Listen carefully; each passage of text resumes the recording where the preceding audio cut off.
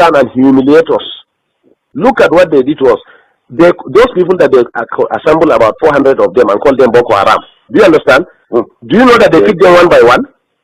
They were not moving in convoy. They made some of them to drink their urine. One also have to come and meet the president and tell him that, look, if one person is killed among these people, I'm telling you, no Igbo man will come out of Kano. That was how they released the Hausa people from Jigawa and Kano, whom they selected and arrested and called them Boko Haram. 2, you are in Nigeria, I'm in Nigeria. Rochas was actually brought up in the north. But it is in his own state. That's why we are telling you, even the Amechi, the Rochas of Korea that are MPs, we don't trust them. They are on their own. Let me tell you this. They are on their own. Nobody can deceive us again. We are wise now. Businessmen, they are businessmen. No, what I'm telling you is that Rochas was he's running to Sultan. He didn't know Sultan has no significance in this government. Even last 2 days he was in Sokoto. He didn't know that even Sultan has no significance in this government. He was in this north. It was Rochas State, Imo State, that they started saying that Hausa people must have ID card to live in that state. Yes. Can you hear me? They say Hausa people must have ID card to live in state. Yes. Until when we mobilize our people here and say, okay, in that case, all Southerners must live north. Then Jonathan now realized that there was something going on. You say, no, these things have to stop. So are we mad? Do you get me? Count every 5 shops in this north. 4 shops are owned by Igbos. What is Igbo's contribution in the economy? It's not trade, and fraudulent trade for that matter, including you. Igbo have cheated you, unless if you are not buying spare parts and tires and medicine. So or not so? It's so allergic. Do you get me? Yet we accommodated them. Is it going to Dubai to bring fake drugs that we cannot do it? Now the plan is drugs now. No Igbo man will again sell drugs in this north. We are going to bring it from Kano. Drugs are brought by air. They are going to open massive coolers, rooms in Kano and import it all north, and maybe whatever want to buy, come and buy from Kano. No Igbo will sell drugs again. We are tired of all this nonsense. We know how to control our places the way they control their own. What we are saying is that we are all Nigerians, but we are going to learn what they are doing in Southeast and do it in the North too. Simple. Yes. We don't have ancestors, but if Buhari today, as president of this country, want to buy land in the East, he will go and negotiate everything. Tomorrow the chiefs will come and tell him that ancestors made them yesterday night and said they should not sell the land for them. So we don't have ancestors, or we are betraying ourselves. We now, our ancestors have told us that we have been careless. That's why we suffered for the past 6 years. We have to wake up now. It's a very serious thing. Move forward. No. We cannot, sir. The society is already adulterated. That's why, to be honest to you, let me tell you, to be honest to you, we never wanted Buhari in this law, so we wanted Konkoso. Yes. We want. That's what I'm saying. If it is Konkoso, the primary, Konkoso will have defeated Buhari. Listen to me. You know the Tinubus and Co prefer Buhari because they can. Really tried. Can you hear me? Because Konkoso will have solved this north-south problem for us within 6 months.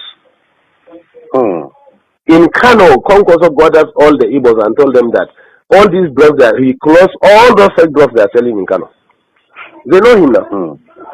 So that's why we wanted Konkoso to be the district. Igbos met in Abuja and warned us after the election that they were the ones in charge of 75% of Abuja is their own. They should be given ministers. Can you imagine? Negotiate and say this is the governor they want with their rulers, everything. Igbo say no, he cannot be governor. Haba. In somebody's land. Habakule. The arrogance is so much. So 10 years ago I have warned it. I say the Igbos are building nation within our nation. They will engage us within our nation and reinforce from their nation. That is exactly what we saw during the tenure of Jonathan. Immediately we voted Jonathan. What we did to Jonathan in this north, Igbos in the north, their chiefs, gathered and came to Aso Villa. To the glare of everybody on TV, they say it was nobody that voted Jonathan, but the Igbos were the ones who voted him. Did you not hear that one? Did you not read it? In our own land, Igbos say we didn't vote Jonathan. It was they that voted Jonathan. 2, before elections again, they gathered themselves and came and met Jonathan, and met in Abuja and said that they are directing all Igbos in the north must vote Jonathan. We don't mind. Let them vote anybody. But can you do that in the southeast? They stop us from even voting. Let me answer this. Amina alaikum salam. Alaji. Kunzone? We call in the night. Alaji. Thank you. Can you hear me? In the southeast, all houses in the southeast were prevented from voting. Find out. Yes, find out. But yet in our own land, they will stand and say that it is their problem that force above Lagos to say that if they try to frustrate the decision of the Yorubas, they will send them to ocean. And I'm telling you, after 4 years, at least not we are liberal, but in the southwest, after 4 years, Igbos can never be useful, relevant again in the southeast. Wait and see. In fact, the plan of APC is that they are going to make alliance of northwest economic development. The west has the ocean. Can you hear me? Yes. The north has agricultural produce. Yes. So what they are going to do, the government is going to develop all the agricultural and mineral resources in the north. And then they will put primary industries here. And then go and export, finally finish them in Lagos or Southwest and export them and bring back the money and share it between the two regions. Let them drink their oil. This is the plan on ground. Let's just pray for success of General Barry. For that, his success is our success. For that, we can benefit better. It's true. That's our prayer now. That's our prayer here. Everybody is praying for his success for that. If he's successful, everybody is successful. God help us. No, but not to the extent of living the way we are. Our prayer now is that may God remove the influence of the Southeast in our region. That's all what we are praying left and right now. I'm telling you. I like you, okay. No. The Boko Haram, these people are caught red-handed with bombs. Who are supplying the weapons? Who killed General Shua? They think we don't know. They were saying that they were revenging what they did to them in Biafra. Biafra was a war. It was a state war, trying to bring them back to the nation. Not so. Do you get me? Some useless idiots started Boko Haram, but there was don't worry, investigation will reveal everything now. Don't worry. We were just exercising patience, looking at what is happening. That is typical Northern. That's how we are. Just look at what is happening. But we drew a line.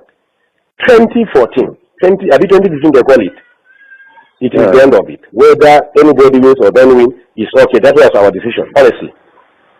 And they met in Enugu, and listen to me, they met and saw it that in the event of cutting it, why will they put their people? That's why the man has to surrender now. In fact, some of us preferred him to have been resistant so that we redefine this country. I'm telling you. A lot of casualty will be many. Nothing like killing. Let everybody go his way. Ha! Is it not rain that is falling in the north now? We have the food. What is oil? Look at Niger. Rano is still selling oil. He's bringing it from Niger. What is the big deal? It is when they met and saw the danger of any attempt. That was how they surrendered. That honestly we have already made up our mind. Because we said to ourselves, if you don't, even if you stay, they are going to kill you. Abi? Under Jonathan, from Nnamdi Sambo down to the lowest person in the north is a Boko Haram. They can pick you whoever you are. We know that. At least we are part of the system. Thank you, Kule. Bye-bye. Thank you, sir. Thank you. Yes, sir. Yes. Biafran's Got Talent exclusive.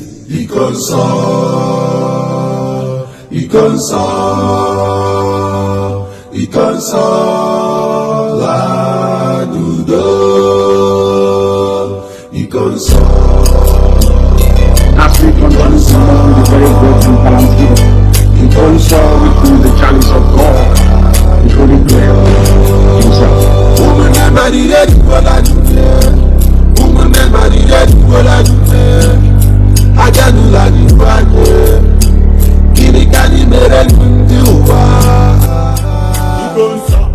Biafran warrior, freedom fighter man, is our hero, in the rest of the paradise. He fought like a soldier and you died like a soldier. You never betrayed our motherland. Your legacy lives on. You are a gallant soldier, a fervent soldier, benevolent soldier. My brother, you will live on. Because so you will live on. Because you are a hero. What we can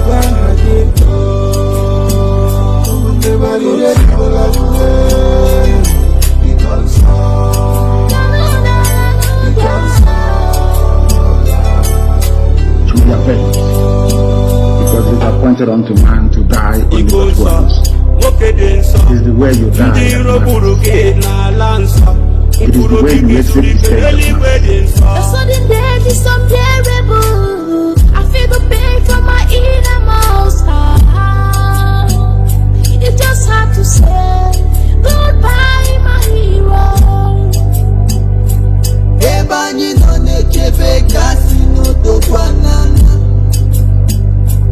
You left us, but you live on. no bogo, ante kwala Biafra, njinji jireji, ala juroyi, iya inuruta, ESN commander, umunne rayanye, konsanwola. You are remorseless.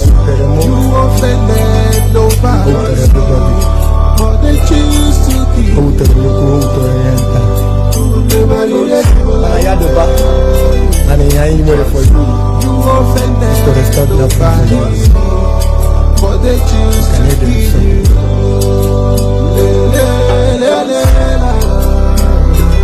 We revenge now. We revenge now. There will be no mercy. There will be no mercy. I'm telling you that you know. Let that heaven fall.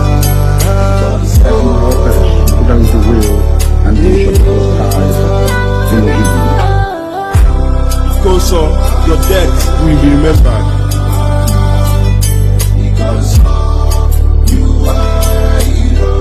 As Biafrans mourn you, the whole world mourns you too. It truly pains my heart that you are no more. There must be mass action. There must be mass action. I continue to say people must come out to the streets. You see, one thing about Nigeria is the moment they see the police and the army, they run away. And that's because most of the people who come out actually are not poor people. They are rich men or rich men's children who want to enjoy themselves. The day the poor hit the street, then all of us will be on the run. All of you will be on the run? Yeah, including you. You're already on the run, so you're in America here. Yeah, you're right. But seriously, are there times that when the elites, the people in political power in Nigeria, the rich people, which you all meet all the time, are there times that you're afraid that one day the poor could actually come out? No, I don't know about others, but me, I do. You do? Yeah, I do. I believe that one day, if we're not careful, in fact, what we're doing, if you ask me, is not revolutionary.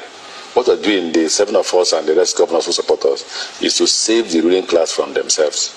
Because actually, the way we're going to self-destruct. Or the way we're going, people will rise up one day and come after us. Do you think other people are worried about that? No, I don't know. I've never had that discussion. I know people are worried about the way the country is going. But I don't know whether they are worried to the point that there could be a revolution by the poor. Nobody knew that what's happened in Tunisia will happen, because Tunisia was a police state. Don't forget that. Yeah. But it took the burning of one person. Self-immolation. Yes. That got Tunisia to where it is now. People will say, oh, Nigeria. Just like they say, no, but Nigerians can't kill themselves. Yeah. And today we are witnessing.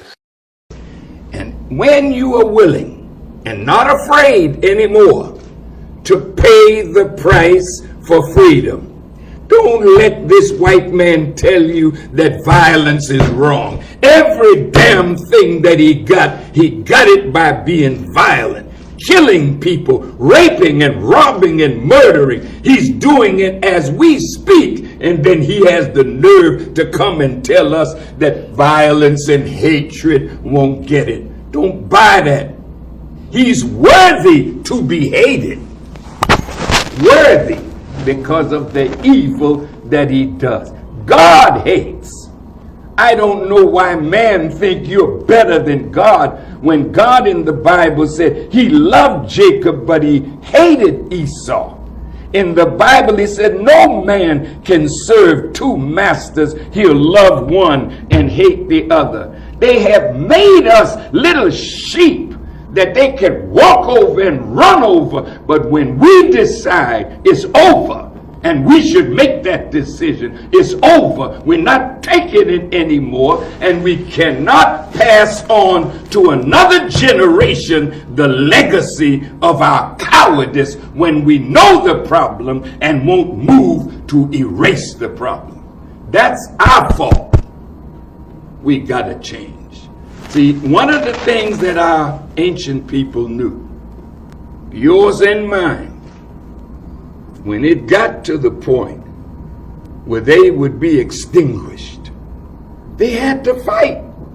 Even if they lost, they had to fight. So the great warrior spirit came up out of us. Same with the blacks, same in Haiti, same in Central and South America, the Maroons. All of those came to a position where they had to fight. In that church, where 9 of our brothers and sisters were shot down by a skunk, how in the hell are we justified in offering him love and he offers us death? Somebody asked me the other day, excuse me for my passion. That's brother. okay. They asked me, can you forgive him? And I looked at him, I said, no. Christ, I bring you greetings from Pastor Ifai, who's busy taking care of a frontier of our world and preparing our escape routes.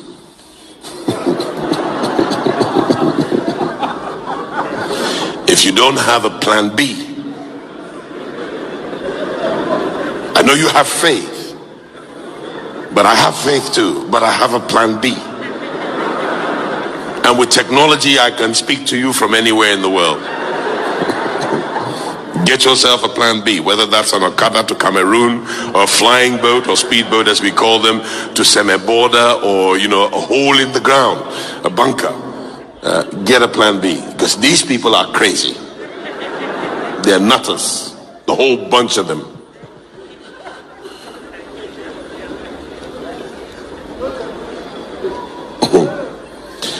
And wait and watch the signs, because it can happen like this.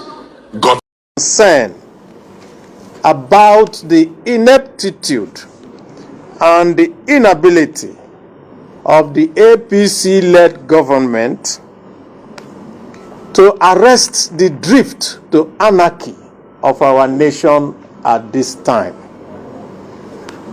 This APC-led government at inception and during the campaigns prior to the 2015 elections made promises to the Nigerian public.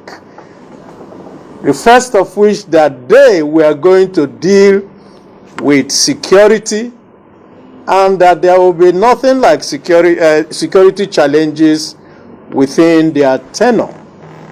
Sadly, and most unfortunately, from 2015 to date, rather than resolving the security situation, the APC-led federal government has rather broadened the security challenges that we wear. And so, from the problems of the Northeast, it has spread to the Northwest, to the North Central, to the Southeast, to the South-South, and the Southwest. And virtually every part of this country is now beset with one security challenge or the other. And we therefore, as a caucus, suggest that immediate steps should be taken by the government at all levels to set up proper security infrastructure, whether in the mode of the state police and other constitutional reforms, to be able to arrest the drift of the nation. The caucus also expresses very strong reservations about the economic strategy of the government, which has culminated into what is called quantitative easing, but which the ordinary man knows as printing money. And we feel that this strategy has led us to the very high inflation that we have today, devaluation of our naira to heights that we never expected. And it has also concomitantly brought out unemployment and has also led the government to contemplate, as we see today, to raise the price of fuel, electricity tariffs, and all manners of charges on the hapless Nigerian public. And we think that the government should reverse itself and should not continue in its mindless. Is that Northerners seem to have, I might almost call it, obsession about the Igbos. Could you perhaps explain that to me? Well, the Igbos are more or less the type of people whose desire is mainly to dominate everybody. If they go to a village, to a town, they want to monopolize everything in that area. If you put them in a labor camp as a laborer, within a year they will try to emerge as headman of that camp, and so on. Well, in the past, our people were not alive to their responsibilities, because you can see from our northernization policy that in 1952, when I came here, there weren't 10 northerners in our civil service here. Then I tried to have it northernized, and now all important posts are being held by northerners. Is this policy of filling all key posts in the north solely with northerners and not with other Nigerians a temporary or a permanent one? In actual fact, what it is a northerner first. If you can't get a northerner, then we take an expatriate like yourself on contract. If we can't, then we can employ another Nigerian, but on contract too.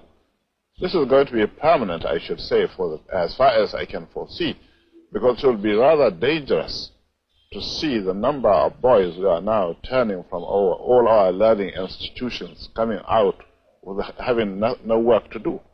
I'm sure whichever government of the day might be, it will feel rather embarrassed, and it might even lead to bloodshed. Doesn't this damage the idea, sir, of all people in all regions in Nigeria being fellow citizens of one country? Well, it might, but you are, new to our region, but how many northerners are employed in the east or in the west?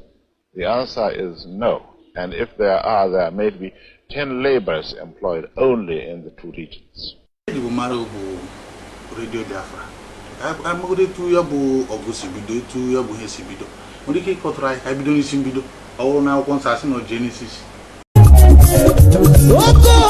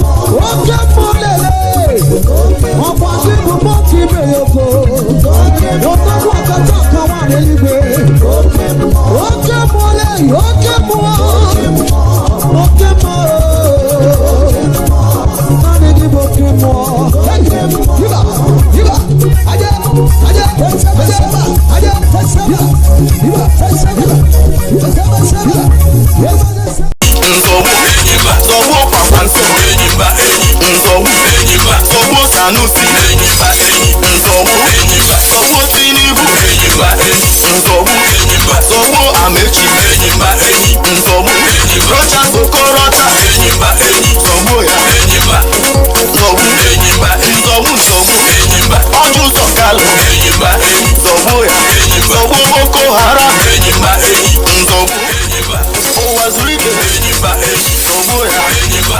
nsogbu ha Hausa Fulani nsogbu ha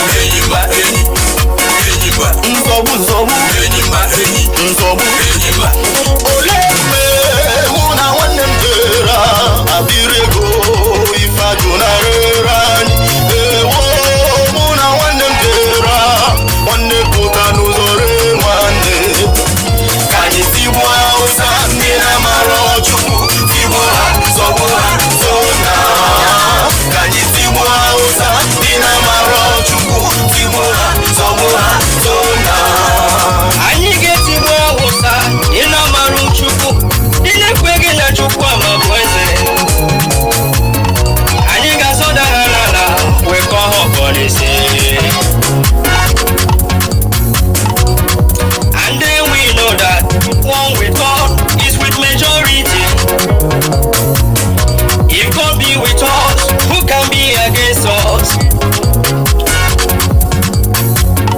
Onye Chukwu abịa masị n'azụ enweghị atụ ya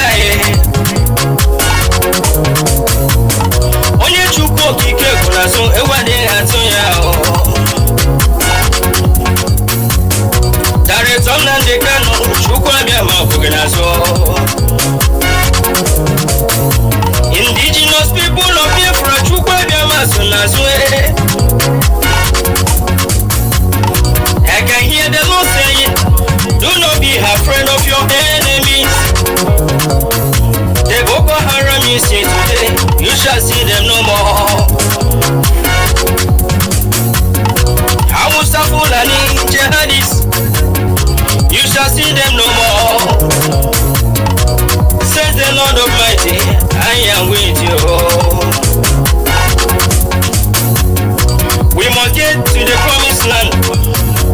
The promised land is called Biafra, the land of rising sun. Obodo Chukwu gọziri agọzi, obodo Chukwu chọrọ mma, obodo Chukwu mere eze. Anyị tigbuo Hausa dị na-amara Chukwu, tigbuo ha nsogbu ha tona ka anyị tigbuo Hausa dị na-amara Chukwu, tigbuo ha nsogbu ha tona ka anyị tigbuo Hausa dị na-amara Chukwu, tigbuo ha nsogbu ha tona ka anyị tigbuo Hausa dị na-amara Chukwu, dị na-amaghị Chukwu obi ama, dị na-amaghị Chukwu okike mụ, ndị na-amaghị Chukwu na dị ndụ, ndị na-ekweteghị na Chukwu ọba ma bụ chi n'ọbụ ya bụ chi kere anyị. Ka anyị tigbuo Hausa ndị na-amara Chukwu, ndị na-akpịsị ala anya arụsị ndị na-amaghị Chukwu ọbịa, ndị na-amaghị Chukwu okike ha. Ola mgbe mụ na nwanne m kere ahụ nwanne pụta n'ụzọ were m ife ajụ narịrị anyị maka ire ego o ji rụọ anyị. Otu aka bibi n'ihe human rights chọrọ isi radio nyere ọcha zogoroja. Otu aka ụwa zuru ike chọrọ isi radio nye Goodluck Jonathan, mana Chineke ya bịa ịma na Chukwu okike na dị ndụ, onye nyere anyị Nnamdi Kanu Joshua of our time. Nnamdi wetie mkpu n'oke ọnụ si Chukwu ọbịa ma ị ga n'ome ka mụ ga-eme n'ụwa mụ ka mụ bụrụ onye nwụrụ anwụ. Ihe bụ ihe Nnamdi bụ. Nnamdi Kanu Chukwu gọzie, Nnamdi Kanu Chukwu gọzie gị Nnamdi Kanu Chukwu gọzie gị onye amụma nke anyị. Ụwa zuru ike, sọgbuo ya niile.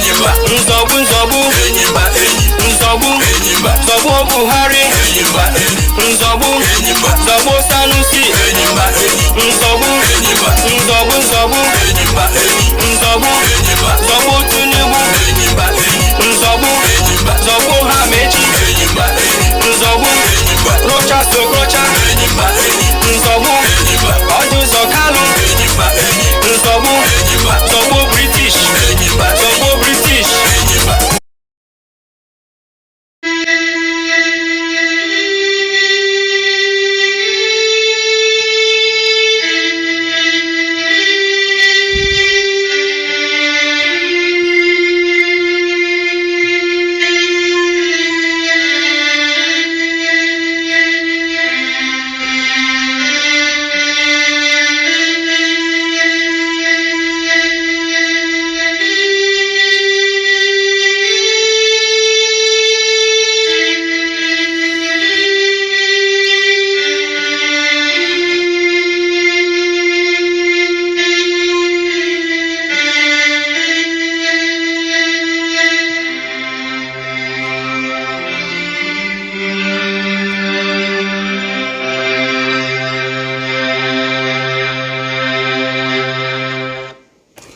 Good evening, wonderful people, great Biafrans, wherever you are on the face of this very planet Earth, this very day, the 24th day of May, in the year that Chukwukika created, 2021. The time now is exactly 3 minutes past the top of the hour, regardless of where you're domiciled, and we are welcoming you to this very live, hopefully uninterrupted broadcast this very day, going out to the entirety of humanity. People are listening to us from all over this very planet Earth, and I must welcome each and every one of you. And as I do so, please endeavor to tell other people as well that we are live and that we are direct. And the heaven that sent us is here to preside over our proceedings this very evening. Therefore, good morning, good afternoon, good evening, and good night to some of you, especially those who are under the siege, the bombardment, the torture, the abductions, the kidnappings, the murder that is going on every day in the land of Biafra. I want all of you to endure, because ultimately that is going to lead us to our freedom. We are not going back, because we do not understand what retreat means, nor surrender. The only way we have to go is forward, and ultimately the very glorious land of Biafra will be ushered in our time. This very evening, do not forget your pen and your paper. For those of them of the Janjaweed disposition, do not forget your chalk and your slate, because here we educate, here we impact knowledge. Here we make sure that we connect all the right nerves and sensory organs in your body, but especially your brain. Here we make sure, we are going to make sure, as I tweeted earlier, that your frontal lobe, which is the part of your brain responsible for reasoning, is connected to the rest of your body, that you may be able to do the right thing. Please go out and tell the whole world that we are live and that we are direct. And heaven is bearing us witness, as always. My name is Mazi Nnamdi Kanu. I am the leader of the indigenous people of Biafra, the largest mass movement on the face of this very planet Earth. I am the director of Radio Biafra and Biafra Television, and by the very special grace of the Most High, now and forever I would remain a servant of the wonderful people of Biafra. This evening we are going to preach this very gospel that we have been asked to preach. This evening we are going to bring enlightenment. This evening we are going to make sure that some of the things that you were unable to understand nor discern, this evening will be laid bare for you to appreciate the enormity of the mess that the damnable zoological republic has fallen into.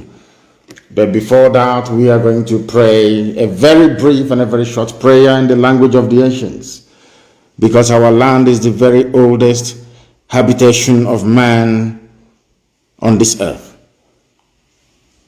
Chineke na nke pụrụ ime ihe niile, Chukwu okike abịama. onye ihe niile kere ka na-agba aka ebe ịhụnanya ya na ebere ya mara ya na ọmịiko ebe ndị ya nọ, onye anyị na-aja mma wee na-efe mgbe niile n'ihi na ndị gboo tụrụ ebighị ebi. Ọ bụ ugbu a ka anyị onwe anyị bụ ndị dị ndụ ghọtara n'ihe nọ n'ime aha gị nna nke ebere dị ngọzi, n'ihi na ị dịghị anwụ anwụ. Ọ bụ naanị gị bụ okike, ọ bụ naanị gị bụ mmalite na ọgwụgwụ, ọ bụ naanị gị bụ Chineke nna nwanne otu onye na-adịghị agharịpụ ndị ya, onye mmeso ọma ya na-akarị n'ime ndụ ndị niile bụ ndị ji enwe ntụkwasị obi. Ọ bụ n'ihi mere anyị ji wee dị ndụ wee ruo n'ụbọchị nke taa. Ọ bụ gị onwe gị mere anyị ji wee na-eme ọnụ wee na-anya isi wee na-aba mba si na Biafra ga-abịarịrị. Ọ bụghị n'ike aka nke anyị onwe anyị, n'ihi na ihe ọbụla nke gị onwe gị dị nsọ dere idewe ya ebe ikpebiri n'ime mmụọ nna nke ebere dị ngọzi na Biafra ga-abịarịrị. Onye m na Chineke nna nke igwe enwe ihe mmadụ dị ndụ pụrụ ime. Ọ bịa mere ka ha rabụ ndị kụniri wee na-ekwutọ wee na-akọtọ Biafra nna nke igwe. Ndị dị etu a bụ ndị ji ala wee na-ezere mmiri n'ụbọchị nke taa. Onye ọwụla pụtara wee sị na Biafra agaghị adị, onye dị etu agaghị adị, n'ihi na ebu Chineke. Ọ bụ nadịghị ka anyị na-efe, anyị na-efe arụsị. Anaghị m efe arụsị ọbụla nke ndị ọcha butere nna nke dị nsọ. Anaghị m efe arụsị ọbụla nadịghị ka anyị na-akpụ isi ala nye. Ọ bịa m iji wee na-aza anyị okwu mgbe ọbụla anyị kpọkụrụ gị iwe eze anyị okwu. Anyị wee na-arịọ gị mgbaghara mmehie, anyị wee na-arịọ gị ịhụnanya gị, wee na-asị gị onye kere eluigwe maka elu ụwa, Chukwu okike abịa ma biko bịa ka i wee leta ndị gị, n'ihi na ụmụ gị na-atakwana ahụ wee na-atabighị ya oke. Ndị na-abatakwa n'ime ala nsọ bụ Biafra, onye nwe m na Chineke na kama dịka isi gwachibachi azụ na mgbe gara aga tinye ọgbaghara n'etiti ndị dị etu a. Ị ga-etinye ọgbaghara n'etiti ndị iro bụ ndị janjawid eze ebube dị ngọzi, n'ihi na dịka anyị si wee rie ọgha ime ụka kasị ha wee baa ha ọnụ. Anyị ndị ga-abụ ndị alara n'iyi. Onye nwe m rọpụtara ụmụ gị ngwa agha, nye anyị ọgụgụ isi, nye anyị amamihe, nye anyị ezi nghọta nna nke ebere. Kwa anyị ka anyị wee ghọta anya nke arara arọ nna nke igwe, n'ihi na ọ bụghị ndị niile bụ ndị nwe ọgụgụ isi dịka ndị gboo si wee nwe ọgụgụ isi. Anyị wee na-arịọ gị Chineke nna nke pụrụ ime ihe niile ka i wee mee ha ụbụrụ ụmụ mmadụ, wee mee ha obi ha, ka ha wee hụ ihe ọma nke Biafra ga-ewetara onye ọbụla. Na ọ bụghị sọsọ ụmụ gị bụ ndị Biafra, onye nwe m, kama na onye ọbụla nọ n'ebe ọbụla n'elu ụwa nka ihe ọma wee na-amasị onye dị etu ahụ. Nna nke ebere biko nụ kwe ndị etu a wee kwe ka Biafra wee bịa, ka ndị isi ojii n'ụwa niile wee hụ ihe gị na ịma mma gị n'ime ndụ ndị anyị wee na-arịọ gị eze ebube dị ngọzi ka iru gị wee chaa n'ebe anyị nọ. Anyị nwekwara gị chi ọzọ ewezụga gị, o nweghị onye ọzọ nke anyị na-akpụ isi ala nye ma ọ bụghị naanị gị.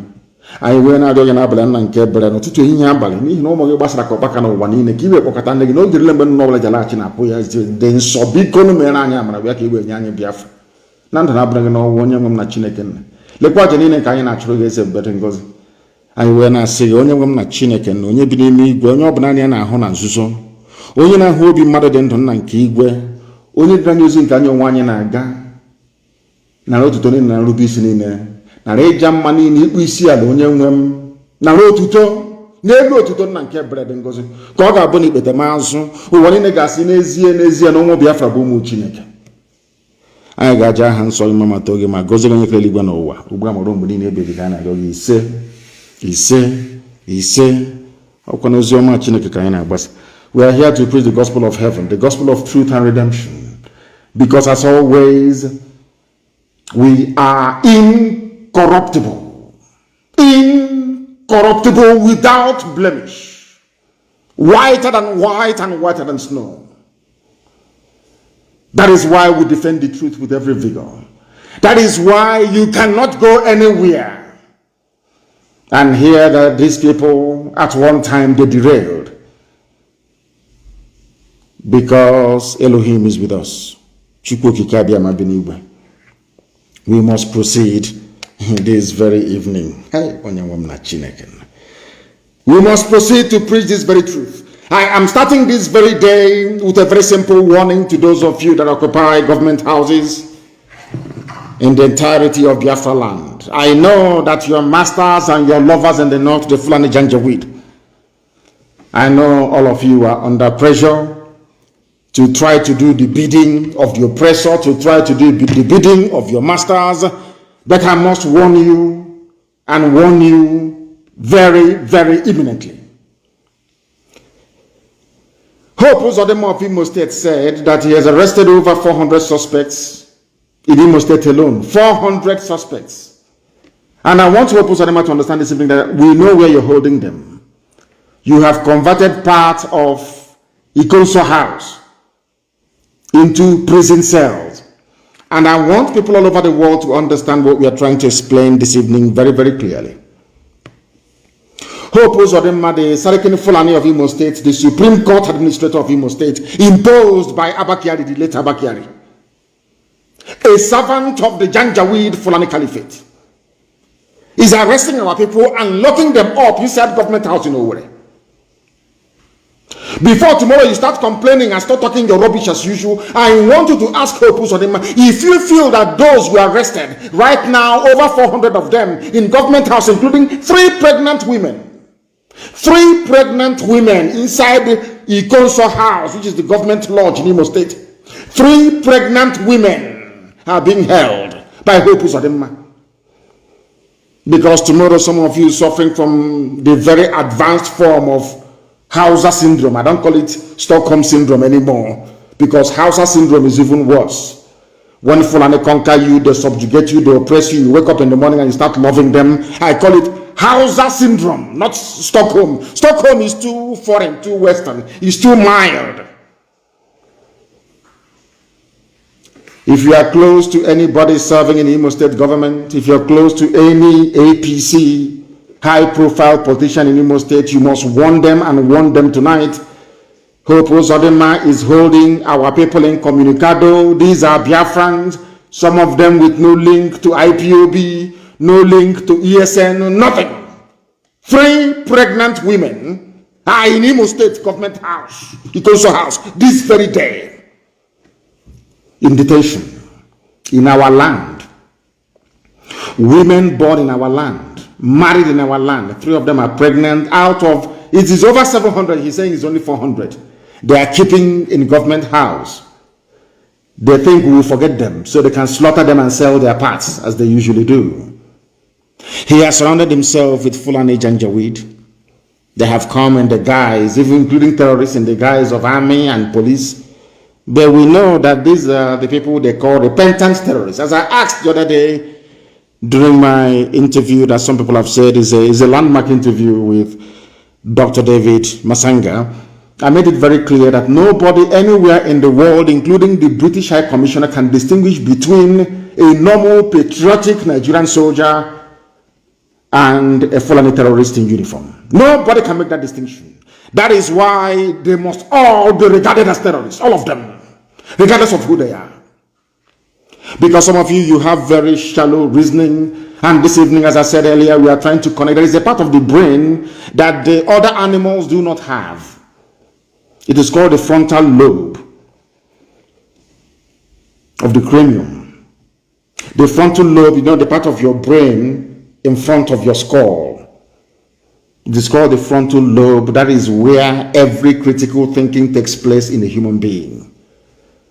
Other animals do not have it. Even if they do, it is not of the same mass. The quantity is not as that you find in human beings.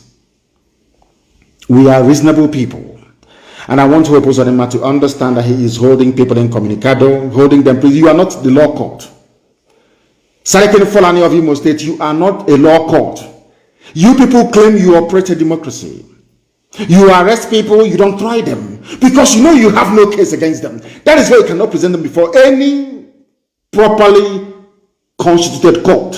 What you do instead is to hold people, to kill them extrajudicially, and then distribute their body parts all over the world in the name of profit making. Oh, Uzodinma, you are traveling with 400 soldiers, policemen, helicopters, and armored tanks. That is the life of a condemned prisoner. There is no difference between you and a high-profile prisoner on death row anywhere in America. You are exactly the same. I want you to go and see when they are moving condemned men to court in America. The high-profile ones, the serial murderers and killers. The same way you went to church yesterday is how exactly they transport murderers and killers in America. There is no difference. armored cars, U.S. Marshals everywhere. In the case of the zoo, it is the police. Even the National Guard or the army, they come out to sometimes escort the very dangerous criminals. You went to church yesterday as the criminal that you are. And that is going to be your life as long as you live. You are holding over 400 people hostage inside the State, the government house, inside the council house. You are holding them hostage because you believe they are part of Eastern Security Network or the wider IPOB family. In your stupidity and hopelessness, as your name implies, because you're hopeless, you are not hope. I want you to understand that ESN, we are in the bushes dealing with Fulani terrorists and their cattle. That is our job, and that's what we are doing. Anybody you see on the street is not and can never be ESN. Every ESN officer operative is inside the bush, safeguarding our land from the ravages and the excesses of Fulani Janjaweed Caliphate, intent on colonizing and subjugating us. And you're doing their work for them. I'm not the one that said this. This is a statement from the Imo State Chief Press Officer. His press secretary, they call him, his name is Oguwike Nwachukwu. According to the Imo State government installed by the Fulani Caliphate, their own mouth, they said over 400 people that caused mayhem or attacks in the state have been arrested and charged to court. You see the way they lie, but the courts are not working. The courts are on strike.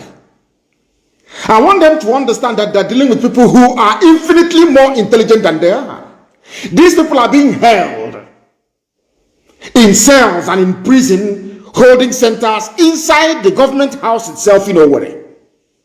And I am highly disappointed that somebody as venerable as Archbishop Obinna, a man I love and respect immensely, and you know me, it doesn't matter how close you are to me, when you do wrong I will tell you. And this very evening I am respectfully telling Archbishop Obinna that he got it wrong by allowing this murderer into Assumpta Cathedral. Unless he went there to confess. Let me repeat, as much as I love and I respect Archbishop Obinna, allowing Hope Uzodinma to enter the house of God, Assumpta Cathedral in Owerri, is a desecration of that very place. He's a murderer. Not too far from Assumpta Cathedral, they are holding over 700 people hostage, including 3 pregnant women. And Archbishop Obinna allowed this criminal to come to church. And let it be the first and the last time any church will allow Hope Uzodinma to, should I say, defile their presence or their altar. Any pastor, any archbishop, I swear to God Almighty in heaven, any idiot who as much as invites Hope Uzodinma to his church anymore, God is my witness in heaven, you will pay very dearly for it. Hope Uzodinma is a murderer, is a killer.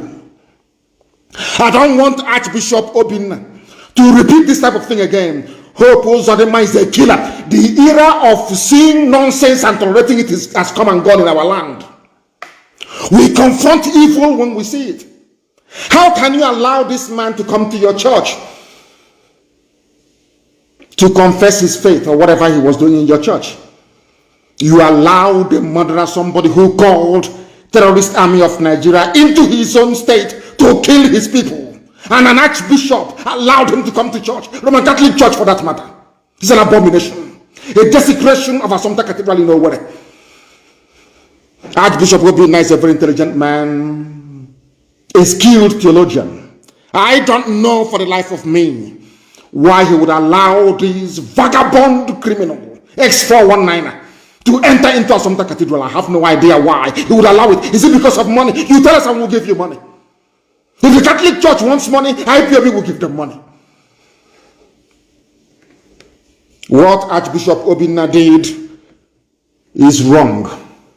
You allowed a murderer of his own people to enter into a supposed house of God. It's an abomination before God and before man. And such nonsense should not repeat itself. I'm begging you, please. Shouldn't happen again. From today, any pastor anywhere If you want to try us, you go ahead and do so. I don't care if you're Anglican Church, if you're Catholic Church, if you're Methodist, if you're Baptist. I don't care whatever reason Hope Uzodinma has to give you. I'm telling you this. No pastor should welcome, as I warned every community. No community will allow Hope Uzodinma to inspect anything to come to that very village. No community, I say no community in Imo State. The same way I'm telling you this evening, no pastor, no archbishop, no priest, no dibia, no native doctor is allowed to invite Hope Uzodinma to go, or should I say, to do whatever he wants to do with them. I don't care. But in secret. No more open attendance of church in Imo State for Hope Uzodinma, because that very church will receive the anger of the people. All this nonsense you are doing before with Fulani Janja, with that era has come and gone. We are not going to tolerate any idiot anymore. We cannot tolerate any fool anymore in our land. All we want is to be free. The Fulani can try as much as they can to plant every idiot in every political office. We are not going to give them the space to operate. It is impossible. It is impossible. I want Hope Uzodinma to understand this. Absolutely impossible. If you want to know if you are joking, I want to see the next stupid pastor to invite Hope Uzodinma to his church in Imo State anywhere. Check up Uno or come. You're not ashamed of yourselves. Your people are being killed, and you're inviting the killer. You are inviting the murderer into the church to come and do what? I'm asking you. To do what in Assumpta Cathedral? I'm asking you. A murderer. A killer of his own people. All of you are not ashamed of yourselves. You're not ashamed of yourselves. I may be in good terms with somebody. Any day you mess up, I will shred you. I don't give a damn who you are. If you're on the side of righteousness and truth, I will always extol you. I'll also, any day you deviate 1 inch to the right or the left, I will shred you to pieces. Let me see the idiotic pastor that will try that rubbish again in Imo State. God will punish you. You want to invite the killer of women and children into your church to come and do what? I'm asking you. By their own mouth, they are holding over 400 people hostage. Because the courts are not working. They think if they issue a statement, we'll refer them to the court, it will solve the matter. No, because the courts are not working. You could not have referred them to any court.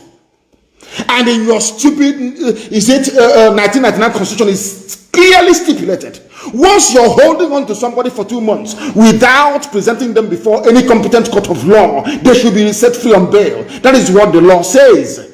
In case you don't know, it's in your stupid, useless, idiotic, Janjaweed Constitution of 1999.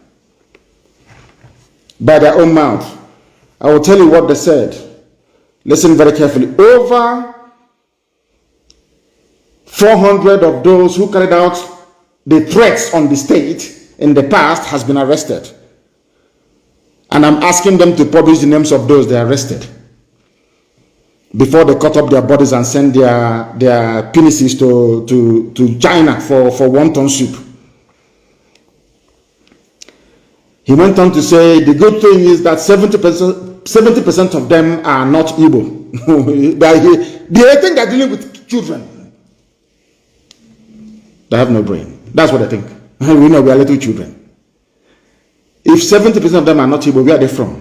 They are from Chad or from Mali. Or they are from Niger Republic. Why can't you make it public? After all, when you arrest people, you parade them. Why don't you parade those in government house right now as prisoners of Hope Uzodinma? A pastor will see all of this. An archbishop, a learned man will see a murderer and allow a murderer to come to his church. Unbelievable. Unbelievable. Absolutely unbelievable. Let me see another pastor that will invite him. Then you will see. 3 pregnant women are among those being held by Hope Uzodinma right now as I'm speaking to you. And somebody who claims he worships God invited such a demon to his church.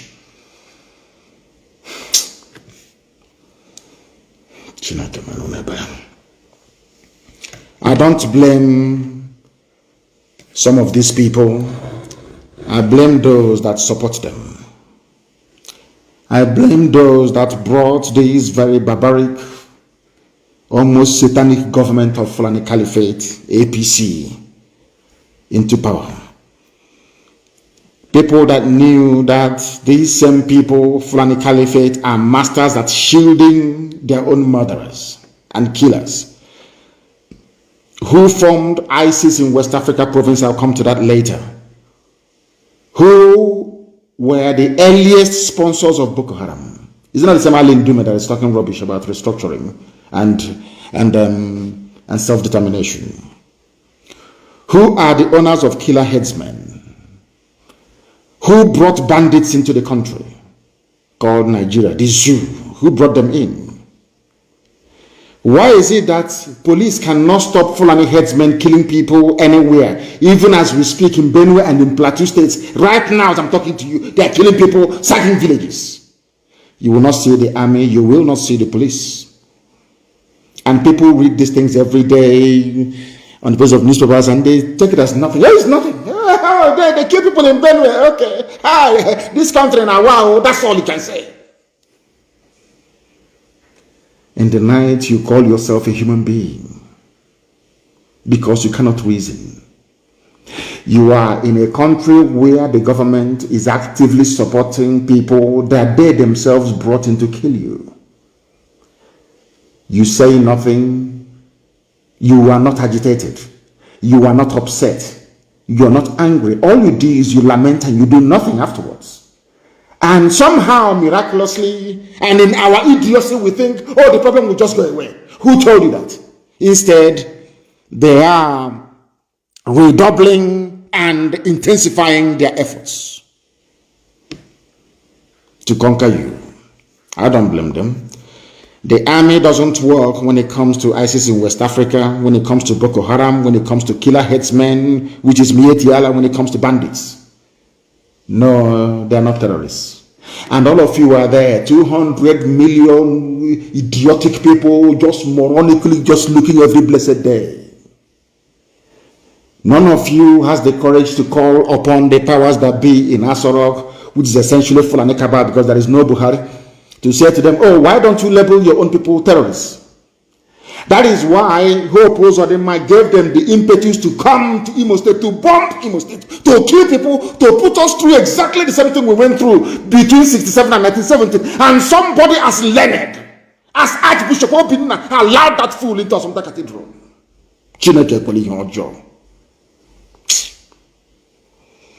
Lord, have people you expect to know better. Elders and learned men you expect to know better. By allowing Hope Uzodinma into Assumpta Cathedral, it means that you are condoning the killing of the people. That's what it means. Because there is an idea that will come from, if you see evil, you condemn it.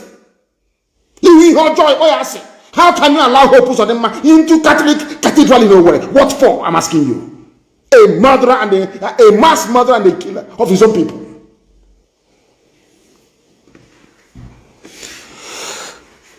Dear me. An Archbishop, Desmond Tutu, was fighting against apartheid regime in South Africa. From the pulpit, he was saving ANC activists from apartheid killers and murderers. You as an Archbishop, the people you are saving are those who have come to murder their own people. And you want me to respect you? Of course, it's impossible. Absolutely impossible. I cannot. It's impossible. I don't support evil.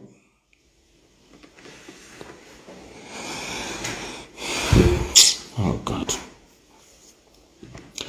I want people to understand something. The Nigerian army and police are part and parcel of the entire Fulani terrorist caliphate package, designed to put fear into you, to allow them to take over your land. I will come to that later on as well. But very, very sadly, in our land, they have found willing accomplices in the likes of Hope Uzodinma, in the likes of Nyesom Wike, the likes of Dave Umahi, a very poisonous man. Very, very poisonous man. I'm telling you. The people they are serving is this same Fulani government. That no matter what happens, no matter how much you cry, federal character, all of you are there. From Lagos all the way to Bakassi to Calabar.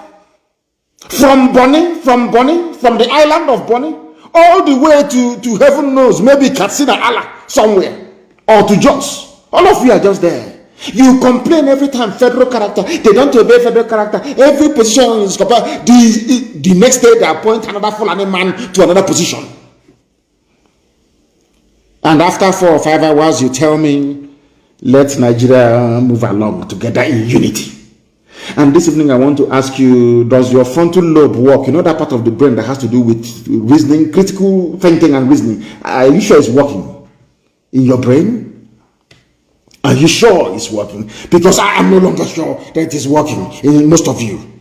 This same Fulani government that went as far, only you people, are you sensible at all? I'm asking you. Does it mean that you have no brain? Is that what it means? You have no brain, you cannot reason? You have no brain. You can no longer reason. Is that what you're telling me? Is that what you're telling me? I'm asking you. Is that what you're telling me? I am seriously shocked and surprised. Shocked and surprised at some of you. Fulani is playing ping pong with your brain. They are the ones that supported Boko Haram. They are the ones that built ISIS in West Africa. Some of you have forgotten. You know, I was hoping that somebody will refer back to the notes they took whilst listening to our broadcast, our lectures, to make reference to when I told you that they are the ones that formed ISIS in West Africa.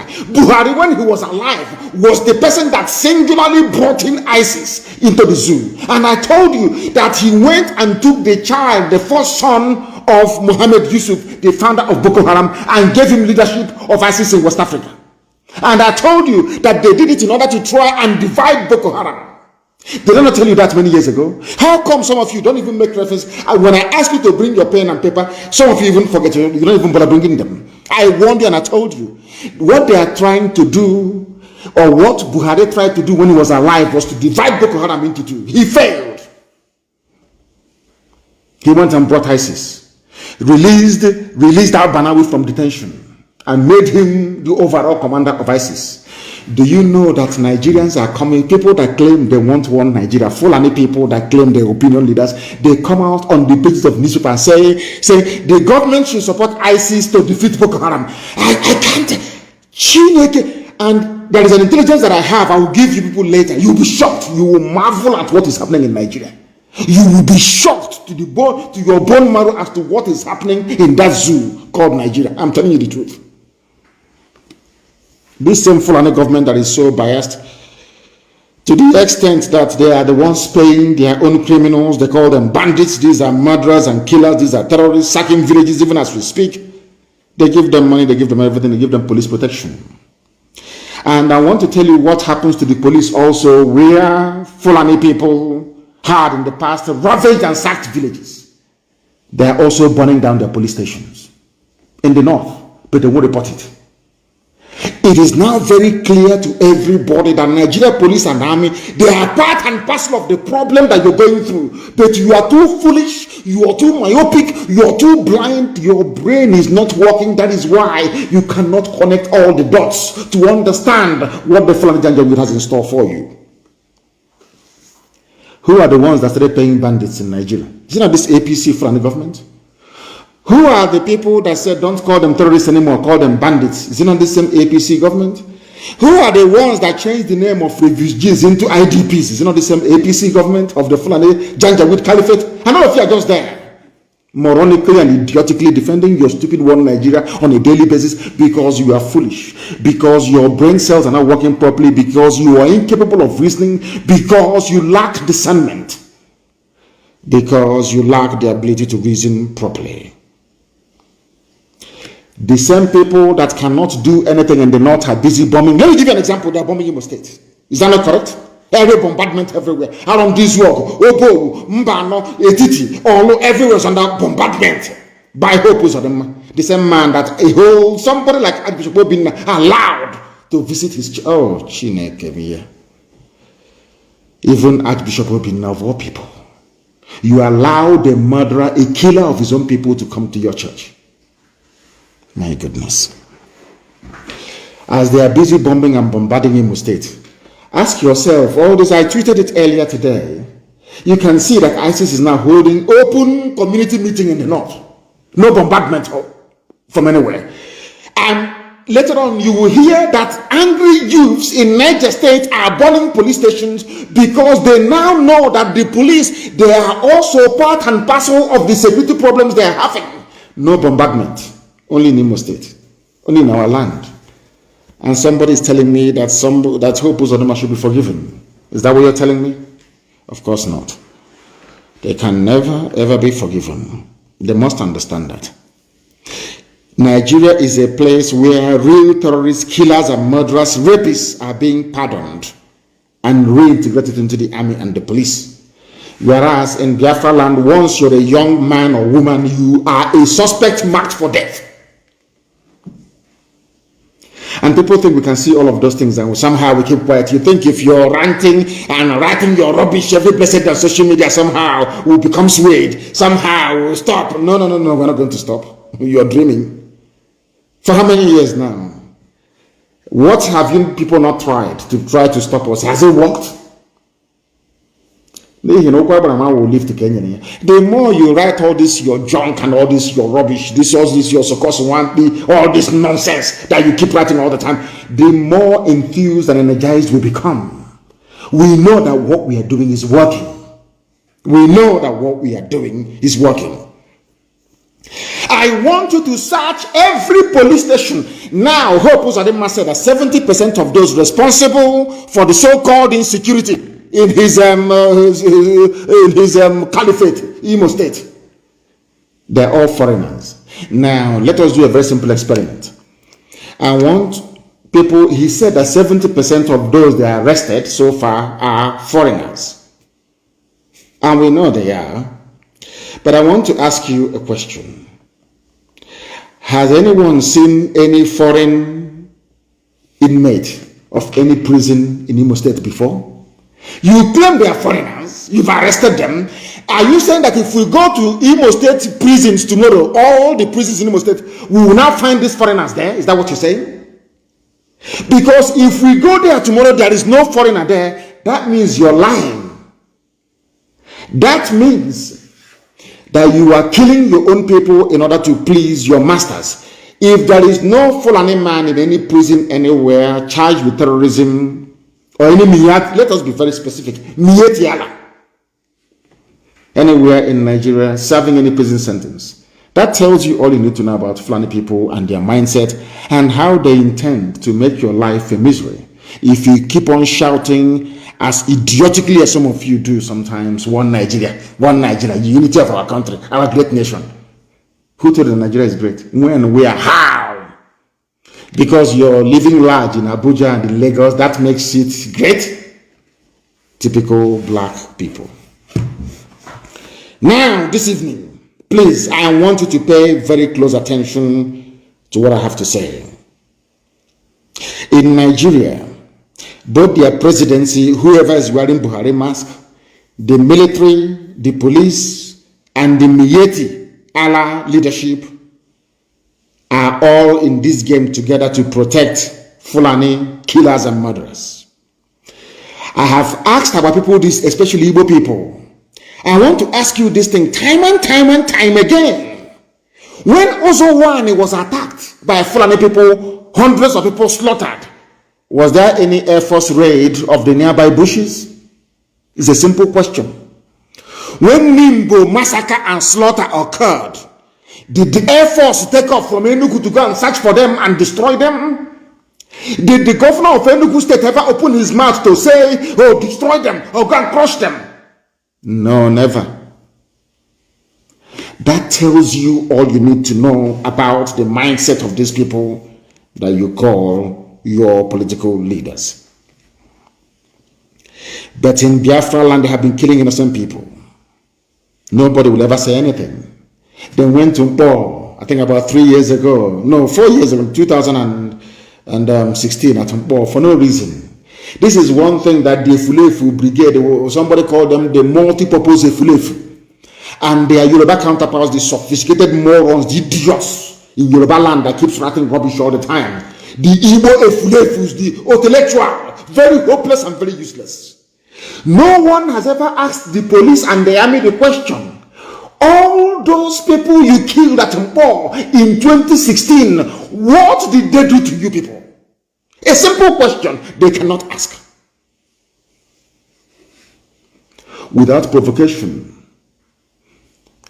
an atrocity documented by, they hate every organization. Of course, they hate Biafrans, they hate Igbo people. We know the reason why. For Amnesty to write about that massacre tells you all you need to know. Has anyone ever asked the army or the police, why did you go to Mpo to go and kill people? What did they do to you? All of you stupid, hopeless, animalistic, one Nigeria idiots, you can never reason very well. I want to ask you again, those people you killed at Mpo, what did they do to you? National High School, about those that you murdered in Aba National High School, what did they do to you? They were in a school, they were praying. Did they do anything to you? I believe you know the answer to that question. Those that you killed during Trump rally in Iguacha, did they do anything to you? It's a simple question I'm asking you. What did they do to you? Nothing.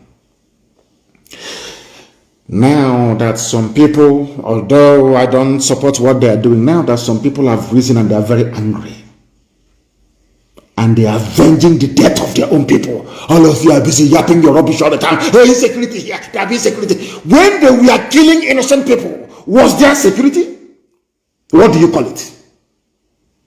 I'm asking you a question. What do you call it? When they were busy slaughtering innocent people out of hatred, Fanny woman, hatred, just sheer hatred. My Yoruba brothers and brethren, they have been rallying with Yoruba flag. So they do a flag. Has there been any mass murder there? What is it about the Duduwa flag that protects them, yet once you see Biafran flag, you want to kill anybody carrying it? Even those with muffler, you want to kill them. Those with t-shirt, with Biafran t-shirts, you want to kill them. Those with Biafran bangles, you want to kill them. And after doing all these things, you expect them to go and fold their hands and be saying hallelujah every day? You are insane in the head. You see, there was something that Sir Arthur Bomber Harris said. He was the chief of Air Force staff during the Second World War. He's a British man. He was the commander of the Royal Air Force. He died in South Africa because there was so much condemnation after the Second World War because of the way he bombed Dresden, that the criticism made him to travel to live out the rest of his life in South Africa. His name is Arthur Harris. They call him Sir Arthur Bomber Harris because he commanded the bomber squadron or whatever brigade of the British Air Force. Do you know what he said? When Hitler was bombing London, bombing everywhere, bombing Exeter, bombing Norwich, bombing Cambridge, everywhere, and nobody said anything around the world. When he assumed command of the Royal Air Force, he said about bombing Germany. I remember his quote. He said that Hitler sowed the wind, now they will reap the whirlwind. You know what a whirlwind is? No, there is wind, breeze, breeze. Then there is whirlwind, igugu, the real one. They sowed the wind, now they reap the whirlwind. All of you in the army and police killing people over the years, you're all going to die, all of you. No, only all of you are going to die. It's only a matter of time. You are all going to perish, all of you. People want to be politically correct. Oh, don't say this. Oh, don't say that. But you are there. Hope Uzodinma is arresting pregnant women, putting them in detention. Whereas his Fulani counterparts are celebrating with their bandits, with AK-47. I want you to put what I'm saying into context. Put it into context, please. Have you ever heard any Fulani governor in the north, in the Sharia north, call for the bombardment of hideout of terrorists or bandits ever before? But in our land, in the land of God itself, in Biafra land, in the bosom of Biafra land, Imo State, somebody who calls himself the administrator of that state is locking up pregnant women. Pregnant women. I want everybody, those of you close to Uzodema and the Imo State government, go and ask them, do you have 3 pregnant women in custody, in detention, in government house or not? In Imo State right now, go and ask him. 3 pregnant mothers. Now you understand the same hatred that Israel is going through, isn't it? They just hate the children of God for no reason. Just sheer hatred that is there. If you ask them why, they don't know. They just, we have to hate you. Because you are blessed. And Chukwu Kikabiama is your God. That is the reason why. DSS are in our place, flexing, kidnapping people every day. Whereas their own Fulani terrorists are going about killing innocent citizens without any interference from the government. All of you were there a few days ago. Somebody opened his mouth and said, oh, ISIS killed Shekau. The government the government plan with ISIS. You know, that is the reason why I've not even had, you know, I kept thinking, I kept praying and asking Elohim, did you make a mistake creating these people? A government official is saying that we collaborated with ISIS, the deadliest terror group in the world, in order to defeat Shekau. I mean, come on. I'm sure some of you didn't even notice, did you? Go back to your news, it is there. Go back to your news, it is there. They have Hope Uzodema, Wike, and Umahi have helped their masters from the north to turn our land into a shooting range where they test their new weapons on innocent people in our land. Imo State today, it's just, you can see the scars of battle all over Imo State. They call it show of force. But today in Zamfara, people were kidnapped, no show of force. People are dying in Niger State, no show of force. So people are being slaughtered in Plateau, as I will tell you later on, no show of force. Only in our land that is show of force. What does that tell you about those you are in your one Nigeria with? They hate you with a passion. They hate you with a passion. What the Fulani people are doing, I will tell you now before it happens, is to take over our land by force. What they have done is to say, since you have managed to neutralize Shekau, we now give you the license to march the Atlantic. That was what Buhari planned before he died. I've been issued from the beginning. When he called Shekau and asked Shekau to stop attacking military formations in the north and mosques, Shekau said no. That was all. They went. Remember when they tried to bribe me in detention and I said no, they formed reformed the IPOB. That was what they did. ISIS came. Before Buhari died, he was a supporter and promoter of ISIS. And I want to ask the US ambassador, and I want to ask Katrina Lang, that woman, I don't know if it's a girl or a woman, are you not aware that Nigerian government said that they collaborated with ISIS to kill Shekau? Did you not hear that? So you feel that is not insecurity. Insecurity is happening only in Biafra, nowhere else. That is why we must pray for Eastern Security Network. You know, the Fulanis never banked that they will meet ESN. They never knew that we will come. They never knew. All these years, as I was telling and I'm preaching on live on air, I kept telling you people that are going to come. I never rested. We kept planning every blessed day to defend our land. Nobody can come out and say, oh, I gave them this, I gave them that. Chukwu Kikabiama provided. No politician, no governor, nobody. Today we are the ones that drove away Mietiala from our land. No forest again is being occupied by these people in our land. They are feeling the heat every day now. Don't they know that already? Of course they know. In our land, every blessed day, police station is being burnt down. Nobody will ask themselves, what did the police do? So you think that somebody can just wake up and walk into a police station and just burn it down like that because they're mad? You know they're not mad. Ask yourself, the world should ask Nigeria police and Nigeria army, what did you actually do that people will hate you this badly? What did you do to them? Oh, you think I'm talking about Biafra and the East? No, you're mistaken. I want to give you news. It's there, but it will not receive due prominence because it wasn't done by people they hate. You know that collective hatred they have for Biafra. That collective, that animalistic hatred for the Igbo man. For no reason, That is why anytime a police station is destroyed in the East, they amplify, they magnify it. But I want to shock all of you this morning, because there's a news that broke today. Angry youths set police station ablaze in Niger. Angry youths set police station ablaze in Niger. Is it headline for Channels TV? Of course not. Why? Because the people that set the station ablaze, they're not Igbo, or presumed to be Igbo. They are not Biafra. They are not Ibibio. They are not from Akwa Ibom. They are not Efik. They are not from Cross River. So it's not news. No. We want that one that happened in Igbo territory, so we can because some of them even hate Igbo without even knowing.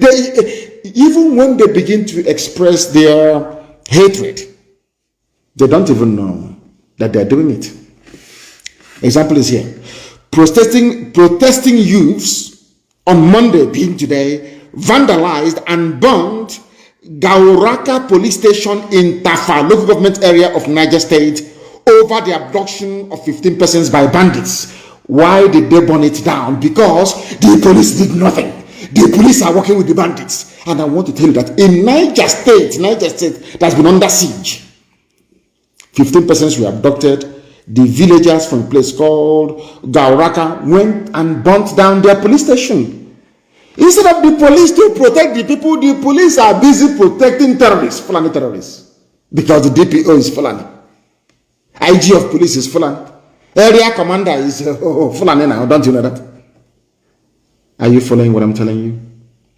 Do you see why on this noble platform people must reason? We compel you to use your senses to be able to reason properly, as a human being should. So burning of police stations is not just happening in Biafra land, it's also happening in Niger State. But there is no aerial bombardment. The governor of that state has not called the Air Force to come and bombard them. He has not called for military occupation of that very place. But he hopes of them, an Igbo man allegedly, is calling Air Force army to come and kill his own people. And you're telling me that such a human being deserves to live? Or that such a person deserves to be invited to attend the church service by an archbishop? You think that is proper? I am telling you that a police station has been burnt in Niger State. Did you hear the Niger State governor come out to say, oh, they are this, they are hoodlums, we are going to kill them, we are going to suffocate them? No. Because the police is guilty. 15 people kidnapped by bandits. Police chased the bandits. Police said, no, they're not going anywhere. They burnt down the police station. The bandits moved from house to house. As they were moving from house to house, kidnapping people, they kept calling the police. The police never responded. That's police in Nigeria for you. Fulani police. Because they are in a hurry. 2022 is almost here. They're in a hurry to move, to take as much land as they can before the negotiations will start in 2022. Then Britain, Catherine Lang will tell you, oh no, you're all Nigerians. You have freedom of movement wherever you are. You can be a Nigerian there. That's what they want to do. That's what they want to do. A pregnant woman was also taken, and that got the villagers angry. People sustained injuries. Oh my goodness. Well, some people said, oh my goodness. Many people were killed in the incident as well. Fulani killing people in Niger State. Killing Nupe people.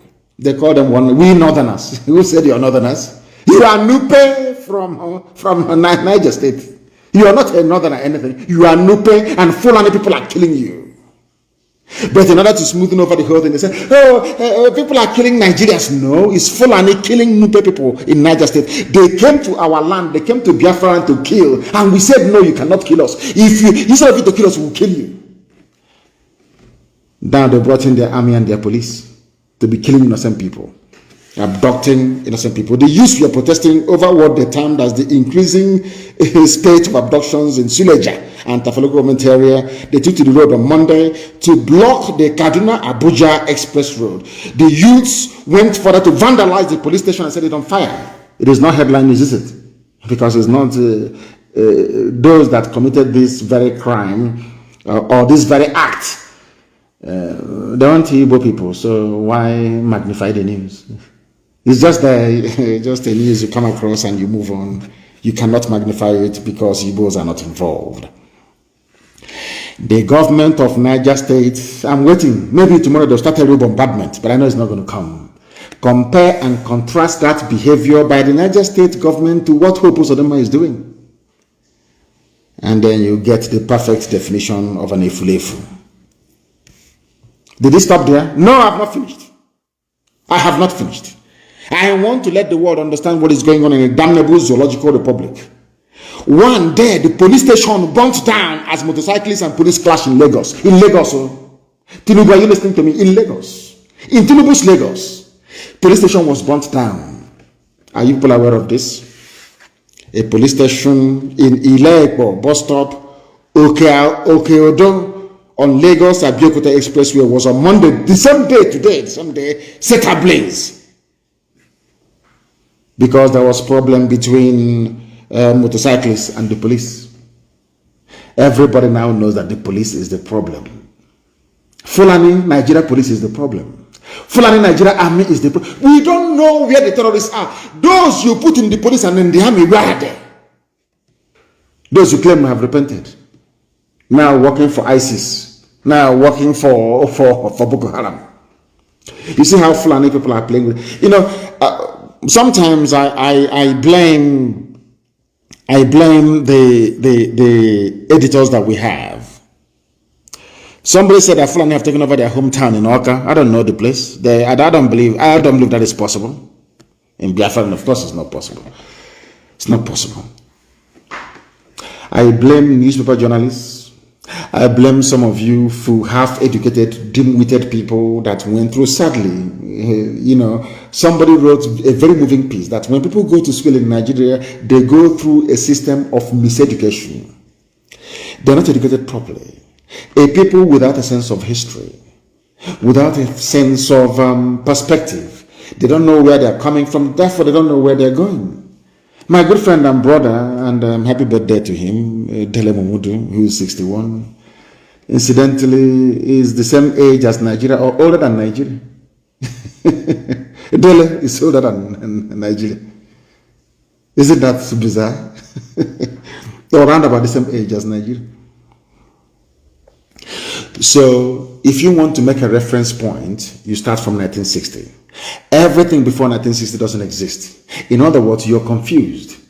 So those who are like Obasanjo that came before Nigeria was ever granted their flag independence in 1960, these are confused generation. Forget they say, oh, they're elders, they're not elders. They are confused people. They don't know where they're coming from. So if you ask Obasanjo, who was your father? What nationality was your father? He cannot tell you. That means he doesn't know where he's coming from. If you ask all this, I'm an elder statesman. As Mr. Elder Statesman, let it be like somebody like let's say Edwin Clark. You are in your 90s. What nationality was your father? He cannot tell you. Even in his 90s, he is confused about where he's coming from. Now, how can you know where you're going to? If you don't know where you're coming from, how can you know where you're going? That is why whenever you meet a madman or a madwoman on the streets, on the road, you ask them, oh, where are you going to? You tell me, I don't know where I'm going. Because he or she doesn't know where they're coming from. You have men who are in their 90s, saying they are Nigerians. They are older than Nigeria by nearly 30 years. They are saying they are Nigerians. And I want to ask you, sir, what was your nationality before the white man came? Oh, you're waiting for the white man to confer nationality upon you before you discover who you are. Do you see that this whole thing doesn't make any sense? People that want to hold on rigidly to this viewpoint that they are Nigerians, I want the world to understand how foolish they sound. Nigeria became a country in 1960. Britain came, stole everything from us and said they are protecting us. That's why we are called protectorate before 1914. Protectorate means people who are under the protection of the Queen. Why do we need your Queen Victoria or Queen whoever to protect us? I'm asking that question. We are called protectorate, North and South. And in 1914, they put us together and said, now you are now a colony of the British. Colony of the British. In other words, you are how can I put it? You are slaves of the British. You don't have any control over your destiny or your future. You are our property. In 1914, Britain made everybody their property. And I want to ask people then, the Ezekiels of this world, the hours of this world, what nationality was your father? And anytime you ask that question, no Nigerian can answer it. Nobody can. Because they don't know where they are coming from and they don't know where they're going to. They are confused and very. That's why I said that the most idiotic person to encounter in life is a Nigerian. A one Nigerian is the most idiotic fool you can ever meet. Because in a debate, they cannot last for 5 minutes. Simply ask them, where does your father come from? My father is a Nigerian, nationality Nigerian. And his father. They say, I think he was, but I don't know. Now, if you don't know, how can you build a future out of something that you don't know? That is why being a Nigerian is the most foolish thing that can happen to anybody in the world. A police station was burnt today along Lagos-Abeokuta Expressway. Channels to TV hasn't reported it. There is no curfew, no aerial bombardment of the settlements along Lagos-Abeokuta Expressway. None whatsoever. But in Imo State and across Biafra land, the Igbo Filefus are doing their best to please their boyfriends in the north. They are, because they are rent boys. That's what they do. Those they give their backside to in the north. They want to please them. Mrs. Tambuwal wants to please Honey. Honey, baby. I don't know what they call it. Maybe Honey and Baby. Who knows? If you see the way Wike was laughing, you will know maybe the guy whispered darling or baby in his ears. You can see the way he was laughing. You can see the way he was laughing. Darling baby. He was, when you want to, you're dancing, maybe you're in a club, you're somewhere, and you want your wife to feel good, you whisper something in her ear, you see the way she will laugh and smile. That was what happened to Wike. They're doing darling with the lives of his people.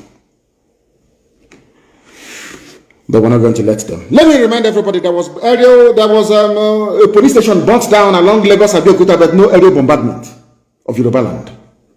Because Yoruba governors, they have sense. Fulani governors, they have sense. They are not stupid. It's only in the east. You will invite the same people that killed you between 66 and should I say from 1945 till today. You invite them to come and kill you more. I mean, I can't understand this. That tells you who these people are. And that police station, I told you one police station burned down in Niger State, another one burned down in Lagos. Nothing has happened. This confirms that whole police of them are working with the Janjaweed masters to kill as many people as possible. These are murderers. And that is why those of them from the southern part of the zoo are the worst educated fools on this very earth. See the southern Nigeria, east and west. Iberiberism is of the highest order. They think they're educated, they think they went to school because they can speak one or two grammar, put sentences together, maybe do research, do copy and paste and write their junk. They think somehow they've arrived intellectually. They're very empty, very vacuous, and there is nothing in their skull at all. These educated people from the south, I went to school, I have 2 PhDs, I have 4 PhDs. They are there, or somebody without work certificate. They voted for him in 2015. The idiot died in 2017. They went and manufactured ordinary rubber mask, latex rubber mask, to put on the face of any idiot that comes around. Tell you, trot him about, say he's Buhari, and you all agree he's Buhari. There is no type of blackmail that did not come under to say that Buhari is still alive. I told them no, he's dead. Anybody should be allowed. I have pulled my face before. Pull that boy's face, you will see that Buhari is dead. But because the frontal lobe of your brain is not connected to the other parts of your brain, that is why you cannot reason properly. That is why I keep saying that there is a disconnect between the frontal lobe of black people, the part of the brain that reasons and things, and the rest of the body. Because there is no other justification, there is no other reason as to why something so clear, something so obvious, something so blatant, that even the so-called chief of army staff died. And the president, and all of you are witness to the fact a whole Putin will come out in the rain to perform a national duty. Look at Macron of France. An obscure soldier, was it policeman, died. Macron came to lead the nation in mourning. Chief of army staff, you appointed only a few days, you claim you appointed only a few days ago, died. Somebody who flew to Paris, flew to London, cannot travel for 5 minutes to go and he is the commander-in-chief. One of his top men died. And you claim that this Buhari is a military man. You're telling me that a military man will be in office and a fellow officer will fall and he will not go to the burial or funeral? Hell, this UG, who did this thing to you people? Who did this to you people? If it was a civilian, I can even understand. Macron is a civilian, the president of France. Yet he will attend military service, or should I say, ceremony or burial. And you claim somebody who is a general, as a head of state, another general serving him died, and he did not go. In which planet Queen Elizabeth II, her Britannic Majesty, will even attend a woman as the head of the army? This one is commander-in-chief of the army. You see what they call it? C. They call it C. When this UG, C. Your top army officer you appointed into office died. You couldn't drive for 5 minutes, but you flew for I don't know, maybe 6-7 hours to go to Paris to attend the conference. And you're telling me that that person there is Buhari. Do you not see how foolish all of you are? And this, I hate you people, honestly. You make me sick. Your stupidity is astonishing. Had it been a civilian president, I can understand. So you claim Buhari is alive. But Buhari is a general. And his fellow general died. And he did not go, come on, this UG. Black people. No wonder we are the lowest of the low in the whole world. We are at the bottom of the rubbish pile. I'm telling you the truth. The way we reason, God, you people, you make me sick. A general, a serving general who went to war, so you claim, is alive. Because I know that the late Buhari, had he been alive, oh, for goodness sake, he will be there. And he will speak without the aid of any written paper. But as somebody said, because of Islamic rule and all the rest of it, they didn't have time to coach him on what to say. They didn't practice. They didn't give him time to practice maybe 4 or 5 months in advance to come and deliver a speech.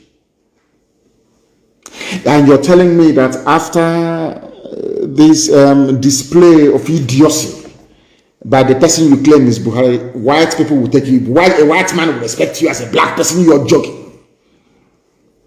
They can't respect you because you have no respect for yourself. You people, you make me sick.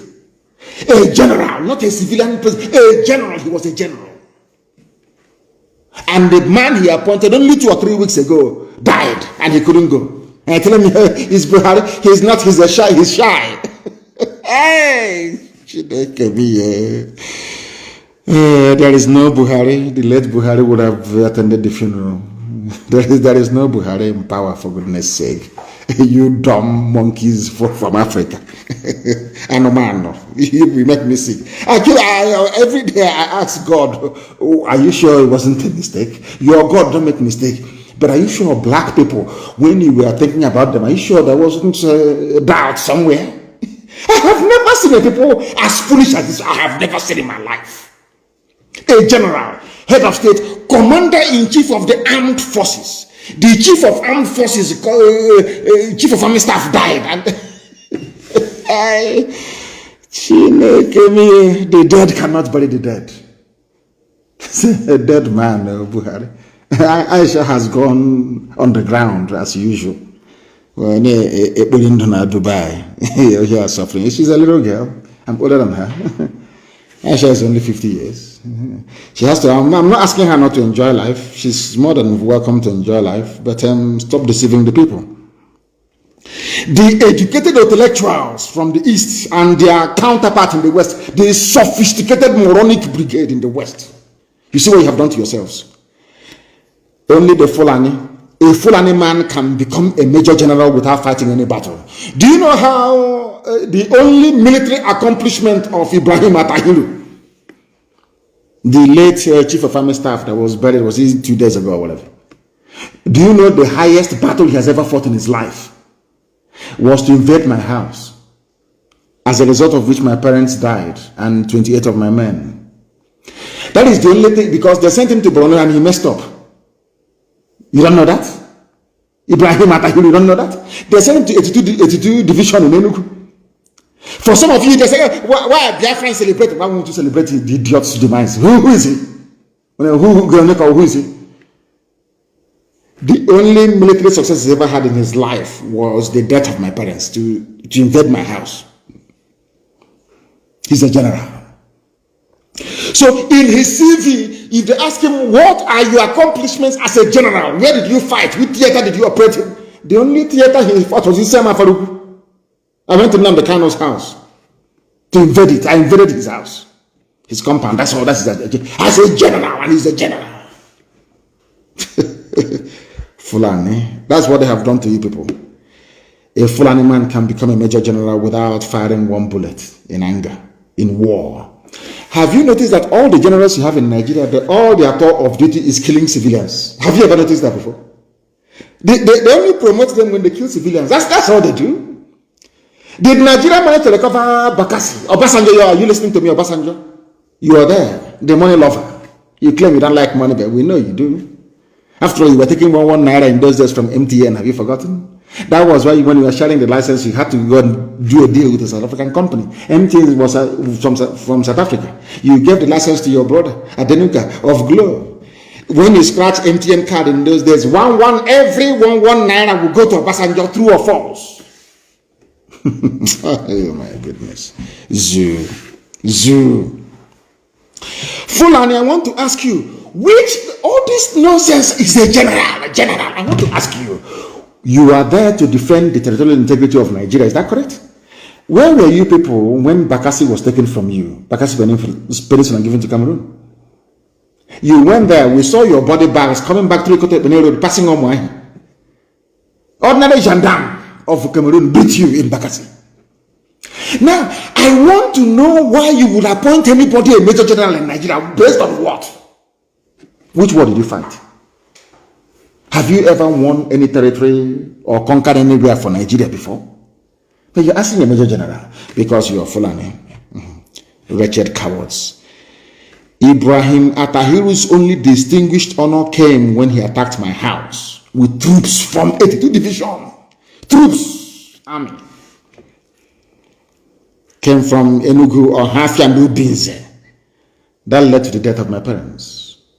And the Fulani Janjaweed, they were rejoicing that my parents died as a result of the trauma they underwent when this same idiot that died a few days ago stormed my family house and killed 28 people in the process.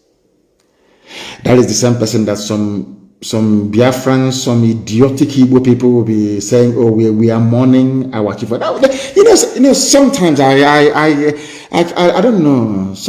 There must be an ant or a disease that have eaten our brain, to be honest with you.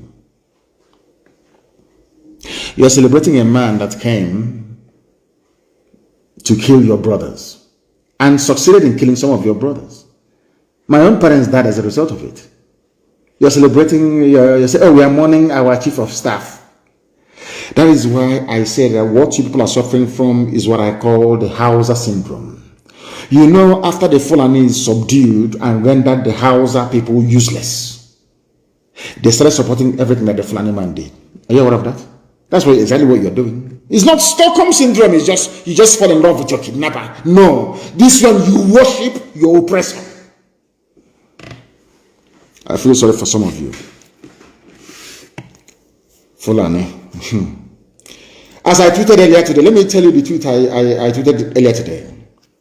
Do you know the Fulanis, they have no sea, they have no river of note. Only if you can consider River Niger as being theirs. Do you also know that Fulani people are in charge of all the seaports we have? Do you know it's the Fulani man that is in charge of Iguacha, Port Harcourt Seaport, in charge of One, in charge of Warri, in charge of Calabar? They are the ones that locked it and said no ship can come here. If you want to clear your goods, go to Lagos. One small deal they got with Yoruba corrupt politicians. Let every freight land in Lagos so we can tax them and take all their money. That wickedness I told you about. That is something that our people don't understand. Those that idiotically call themselves Niger Delta. You see, when an Igbo man is being punished, all of you are being punished as well, isn't it? Because of this punishment being meted out to an Igbo man, Calabar Seaport cannot open because an Igbo man may benefit from it. Iguacha Seaport in Igbo land itself, in Igbo land, it can't open because Igbo man will benefit. Warri, how about Warri? Oh, Warri is very, very close now. It's close to Obanam, it's close to Asaba. They will benefit. Why don't we shut it down? And after seeing all of these things, you still come out to say you're a proud Nigerian. Do you see how foolish you are? Fulani people controlling the sea, they have no sea. If you throw them into the water, they will drown. They're like stone, they don't swim, they don't know how to swim. The people that actually own the seaports, own the areas that can even swim, they are not nowhere to be found. And how about the oil? That's someone, you want to take our oil, that is why you want Biafra. I want to ask you a simple question. Do you own the oil? The answer is no. Now let me tell you why they want one Nigeria, because the Sultan of Sokoto, who is the head of the demonic Fulani Caliphate, owns, is it how many oil wells? Is it 36 or 38 oil wells he owns? One single man. Why would such a person want Nigeria to break? But when you hear him talking about keeping Nigeria warm, you will think that he has this love for you. He has love for his oil wells. He doesn't give a damn about you. That is why there is no cleanup anywhere. That is why they can pollute the land and do whatever they like. And you still love them. And that is why some people that call themselves Niger Delta youths, you know this, I don't know what is wrong with them. They call themselves Niger Delta youths. They always support the Fulani. Despite what the Fulanis are doing to them, they still support them. That is an advanced form of the Hausa syndrome that they're suffering from. Even the Hausa people these days are beginning to wake up. But some of them are still in slumber. Very, very sad indeed. They control the oil wells. You go to school, they score the lowest in exam hall. They are the lowest. But that person that scored the lowest is going to be the chief of army staff tomorrow. Watch and see. Before your eyes, what can you do? You complain, you grumble, you go back home and you sleep. You sleep on your wife's chest and that's it. You forget everything. And they say, oh, don't worry, darling, tomorrow will be better. And that's it. That is Nigeria for you. They come last in class. They are the lowest though. If you go and check JAMB, go and check WAEC, they are the lowest of the low. But they produce a customs chief, they produce chief justice of the federation, they produce attorney general, they produce immigration comptroller general, they produce comptroller general for prison, they produce IG of police, they produce chief of air staff, they produce chief of army staff, they produce chief of naval staff. They come last in class. And you don't want Nigeria. Let us get together and build Nigeria. People that came last. Then why do we have people going to school then? That is the zoo for you. They say, why we don't want the North, why we don't want Nigeria to break? Why North does not want Nigeria to break? Arewa Consultative Forum. I want to give you the reasons that they gave. He said, there is no way any part of Nigeria will succeed without a civil war. We are so integrated that it is impossible for us to sit at a conference table and allow each other to go their ways. It's impossible. In other words, they are foreclosing any avenue for referendum. They are asking for war. When that war comes to them, they say, oh, Nnamdi Kanu is seceding. They want to secede. How can I secede from something that was formed in 1960? My father is older than 19. How can my father secede from something that is older than me? I can't understand the life of me. Let me tell you something. Now we're going to add another subject when Biafra comes. We are going to establish as part of the medical sciences an anatomy course called Studying the Brain of a Black Man. I want to understand why blacks are so foolish. I want to understand that part of their brain that predisposes them to foolishness and stupidity. I want to understand it because it doesn't make any sense to me. They keep using the word secede. Have you noticed that they don't want to use the word self-determination? Never. They don't want to use it because Britain advised them. Don't use the word self-determination, because if you use the word self-determination, the world will know that Nigeria is an artificial construct. The world will know that Nigeria is not organic. The world will know that we created this monstrosity for you. Always use secession. So to give the impression that Nigeria has been in existence for over 1 million years before now. Do you understand me? Are you following what I'm preaching? I'm sure that some of you, they are saying there is no way we can separate without going to war. That's what the rulers of Nigeria is telling you. Fulani Caliphate is saying, why is that the case? Because we in the north, this is their own word, I'm quoting them verbatim, because we in the north fought the war to keep this country together. So it will be a contradiction for those of us who try to stop this country from breaking up to now be engaging in activities that will break up this country. We don't want this country to break up. Nigeria is a great country as it is. We have problems, but those problems are not enough for us to break. Do you understand them now? In other words, that Britain gave them the land called Nigeria as compensation in perpetuity. Britain gave it to Fulani. Do whatever you like. That is why Katrina Land can come down to the east and be crisscrossing, going from one government house to the other, telling them who to kill. But the same Fulani ravaging, killing, raping, and murdering people, nothing is happening in their land. There is no Katrina Land over there, telling them who to kill. Now, Fulani have said to you, we are not going to let you go unless you are prepared to fight a war. I now know that you understand their mindset and where they're going. Now the problem is this. How can people come out and claim that Benue is theirs by right of conquest? I want people to understand this. How is it possible that the same Fulani that is responsible for 6 terror organizations in Nigeria, they themselves funded and founded them, all of them, how come you people want to be the same country with such people? I can't, I kept thinking today, how is that possible? How? Because they infiltrated us with the help of the British, and they conditioned us to love them even after their impunity towards us. That is what defeats me, honestly speaking. How did the Fulani manage to get us to still love them? Some of you Efulefus, some of you one Nigeria rubbish, idiotic people. How is it possible that Fulani managed to convince all of you to love them, despite what I have done to you? Then I looked at the case of the Hausa people, and then it dawned on me that we are all suffering from an advanced form of Hausa syndrome. Do you know why I'm saying this? They say Niger Delta Youth Council mourns death of the Chief of Army Staff. Are you sure those people are Biafran? Some of them? Some of this Niger Delta rubbish. Are you sure they're Biafran people? Are you sure that the same people that gave birth to Atakabura, are you sure it's the same lineage? Because I don't understand. They did a press release. We, the leadership of Niger Delta Youth Council, received with great sadness the sudden demise of the Chief of Army Staff, Lieutenant General Ibrahim Atahir, who died in a plane crash. We want an investigation. Now let me ask you something, you idiot, you moron, calling yourself. What are the idiots called? Maybe it's a DSS group, who knows? He says it's called Niger Delta, whatever garbage. Let me remember their name. You know me, I don't take prisoners. I tell you the truth. You may not like it, but it is the truth. And I must preach it. Their name is Niger Delta Youth Council. You people are foolish.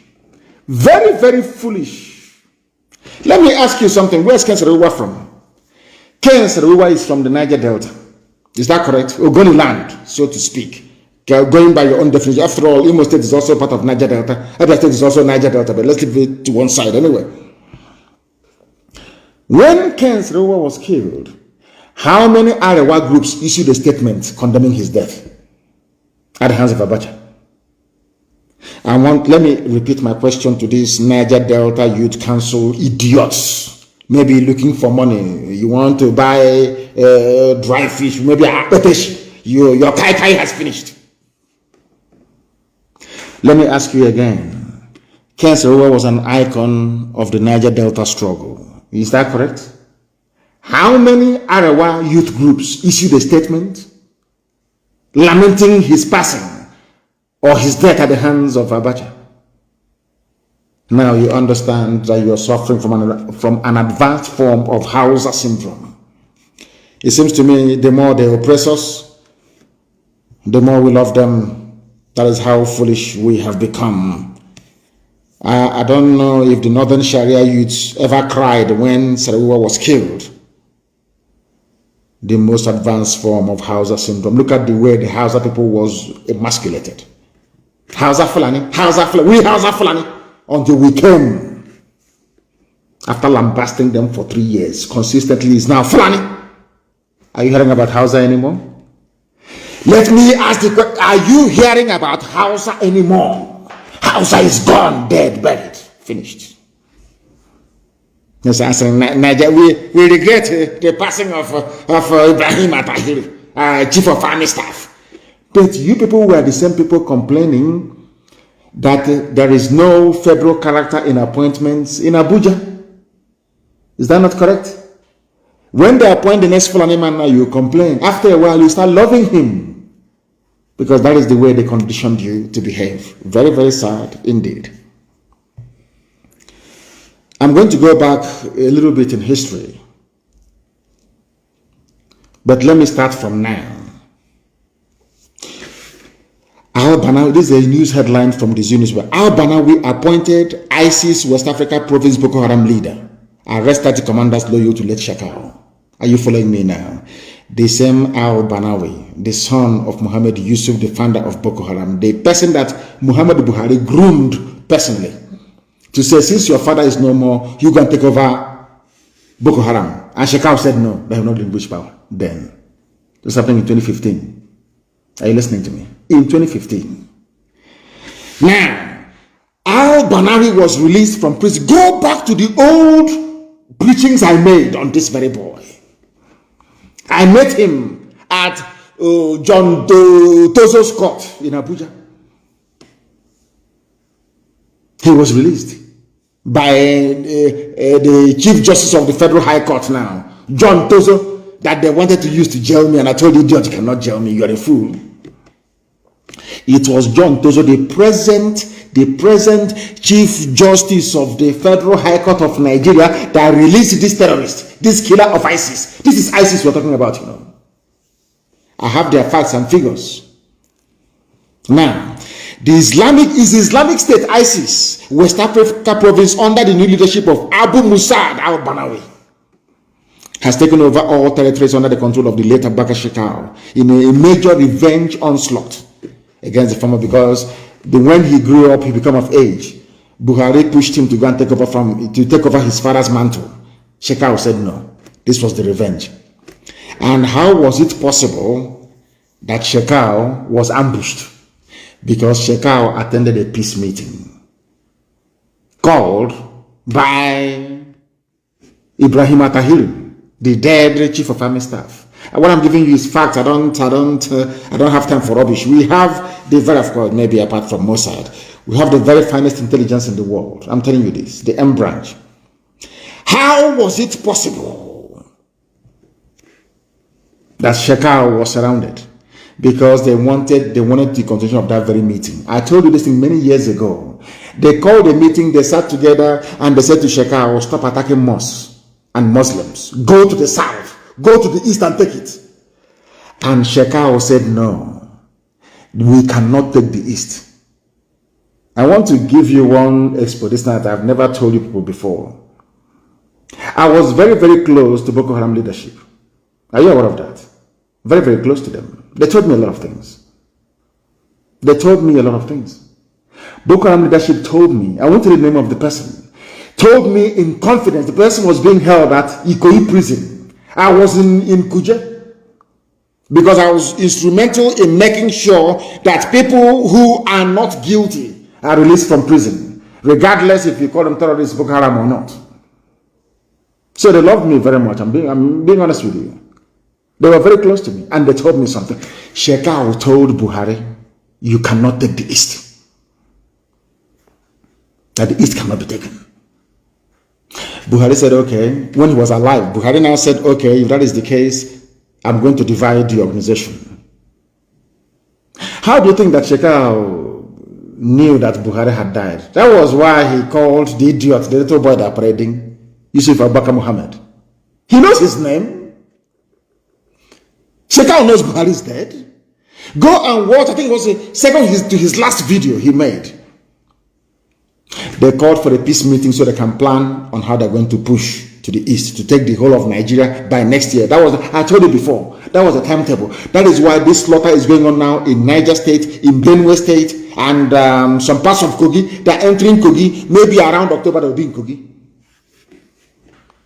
And by then, when I ask you to make reference to this broadcast, you say, oh, he said it. How many times did I tell you about Al-Banawi, the son of the late founder of Boko Haram? How many times did I tell you? Did I not tell you they were working with this Buhari government before Buhari died? If not, why would the government go and align with ISIS in order to defeat Boko Haram? You see what I'm saying about common sense? Common sense. You need to be able to reason. You know, in those days when you are small, if you're misbehaving, you have visitors in the house. Once your stupidity takes you into the living room and your mom looks at you, you will know.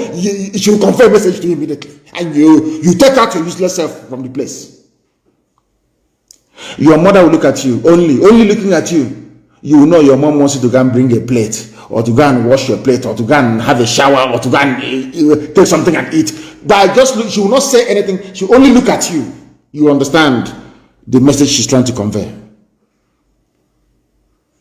And that is why when your child is you say, you don't have to say anything. Do you remember when I told you that ISIS and Buhari regime, APC, that they are one? Did you believe me? You didn't. Of course, in this UG, you're black. How can you believe fact when you say it? If we had been able to reason properly, do you think Africa would be as poor as it is today? Of course not. It's because we cannot reason. I told you that they are part and parcel. They are in this game together. Buhari wants an attack on the east. He doesn't want the army to do it or the police to do it. He wants to use terrorists to do it. And ISIS was the perfect people to do this very job. I told you this thing many years ago. Do you know that today, surprise, surprise, Nigeria government is partnering with ISIS to defeat Boko Haram?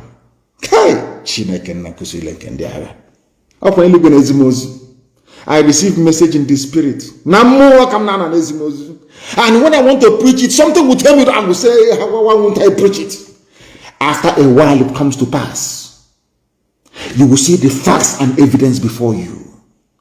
How can any sensible government anywhere in the world partner with a terrorist group, the number one frontline terror group in the world, to defeat another terror group? Where has that ever been done before? That was what killed Ibrahim Atahiru. Are you aware of that? He was the one that masterminded it because he was a failure in Borno when he went to fight Shekau. Shekau defeated him.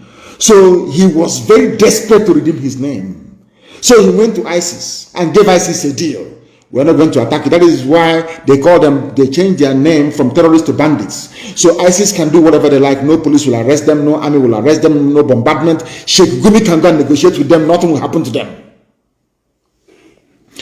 The key was to make them numerically stronger than Boko Haram, to make them the acceptable face of Fulani Islamic terrorism. And he succeeded. I know that Shekau was injured. He wasn't killed. He was injured. That's why they cannot display his body. He was injured. He was not killed. But I'm coming to that in a minute. The gospel from heaven. That's what I'm giving you. And they know in Asrock now they're shaking. Oh, how did he know? He has come again. I thought he was no longer going to broadcast. I know all these things. There is nothing we don't know. We know everything. That is why we managed to defeat Mietiala with the little meager resources. We defeated them because we know what they do not know. If I want all the governors dead in one night, they will all be dead. But I don't want them dead. At least not yet. Now listen. Do you know that Ibrahim Atahiru wanted to capture Shekau alive? Are you aware of that? So he can interrogate him and ask him, how come you're getting all this support? Because they know he's in Sambisa forest. Nigeria army has enough men and equipment to circle Sambisa forest and to engage from all sides. But most of the people in the military hierarchy of the zoo, they are all Boko Haram sympathizers, almost all of them. Another lesson for the Fulefus and the intellectual brigade to learn from, because the Fulanis don't kill their own. Never. They understand that these are the foot soldiers we need in the future to fight this very war to dip the Quran in the Atlantic.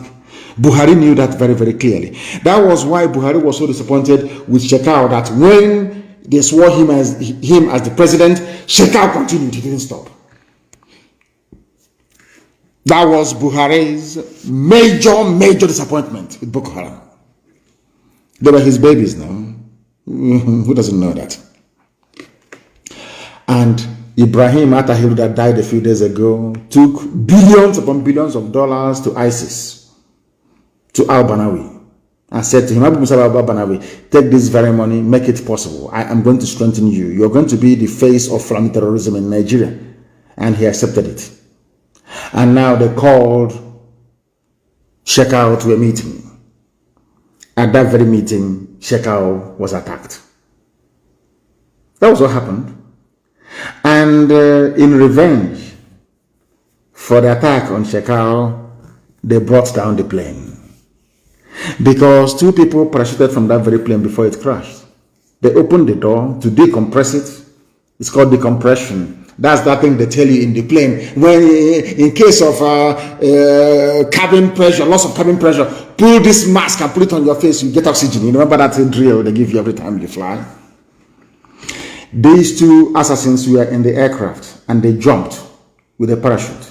They're in Nigerian Army, Nigerian Air Force. These are the same people that they are putting, Boko Haram, repented Boko Haram in the army. They are the ones that killed him for attempting to sabotage Shekau. And their new commander now is very, very mean. I'm telling you, even deadlier than Shekau. The new guy is, oh my word, very mean. And they now have war on their hands. I'm telling you. Do you know that the Nigerian army, do you know that Ibrahim Atahiru confessed that the Nigerian army doesn't have the strength to fight Boko Haram? That was why he brought in ISIS to do the job for him. Are you aware of that? That was why, so that there can be a leadership tussle. You know that thing they try to do with IPOB? You know, anybody we sack or expel, bring him, he's IPOB after 1 month, he just died natural death, of course. Because Elohim is in charge of everything we're doing. You know that the ISIS leadership and Boko Haram, they've been fighting the supremacy war. I've been telling you about this for very many years. Who will take over? And finally, they have tried to do what they can to silence Shekau, because Buhari was not happy before he died. And all this Fulani Caliphate, including the Sultan, nobody's happy. They want Shekau to face the East. Their problem is to take the East. When Shekau said no, Buhari, before he died, they told him about Ruga. He wants Ruga. Fulani settlement in every community, in every local government across Nigeria. When we said no, he said, okay. He now asked Mietiala to take over. That was why Mietiala was killing people. Now they know that Mietiala can no longer do the job. They now contracted ISIS to do it. That's your one Nigeria for you. Obasanjo, are you listening? One Nigerianist.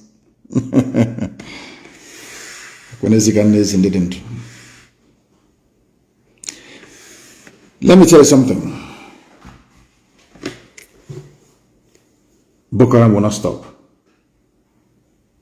And the fear of the Nigerian army is that they cannot fight this war on two fronts. So it is better for them to get ISIS to do the job. ISIS that they can trust and rely upon to be doing the killing, the terrorism, sacking villages in TV land, taking over, Nupe land, doing all of these things. That's what they prefer. And then they can now move the Nigerian army to come to the east to meet us. That was their plan. That's the game plan.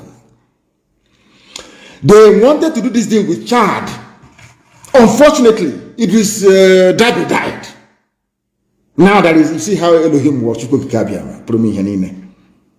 That was the deal. Let the Chadian and the Niger troops come in to help them to stabilize the north, while the main bulk of the Nigerian army will march with their tanks to the east. That's the game plan. The whole thing has fallen apart because there is no Buhari anymore. And ISIS is now in charge of your lives. Boko Haram may pity you a little bit. ISIS, they have no pity whatsoever. No pity whatsoever. They can bring in as many armored cars as they like. Only one landmine will destroy it, disable it, to park by the roadside. Do you understand me? This is 2021, not 1967. They must understand this, that we are going. It doesn't matter. What are they going to do? Nothing. The same way we defeated Mietiala terrorist group and they brought in the army and police, we are going to defeat them. After that, they'll start bombing us from the air. Then after that, they will give up. For you to be free, you need to be stubborn to a fault. And I want to show Fulani Janjaweedism what stubbornness is all about. They're not stubborn. I want to prove it to them. Their children will talk about us. Fulani kids, in years to come, they will sing folklore with our names. They will say they never knew that such people existed.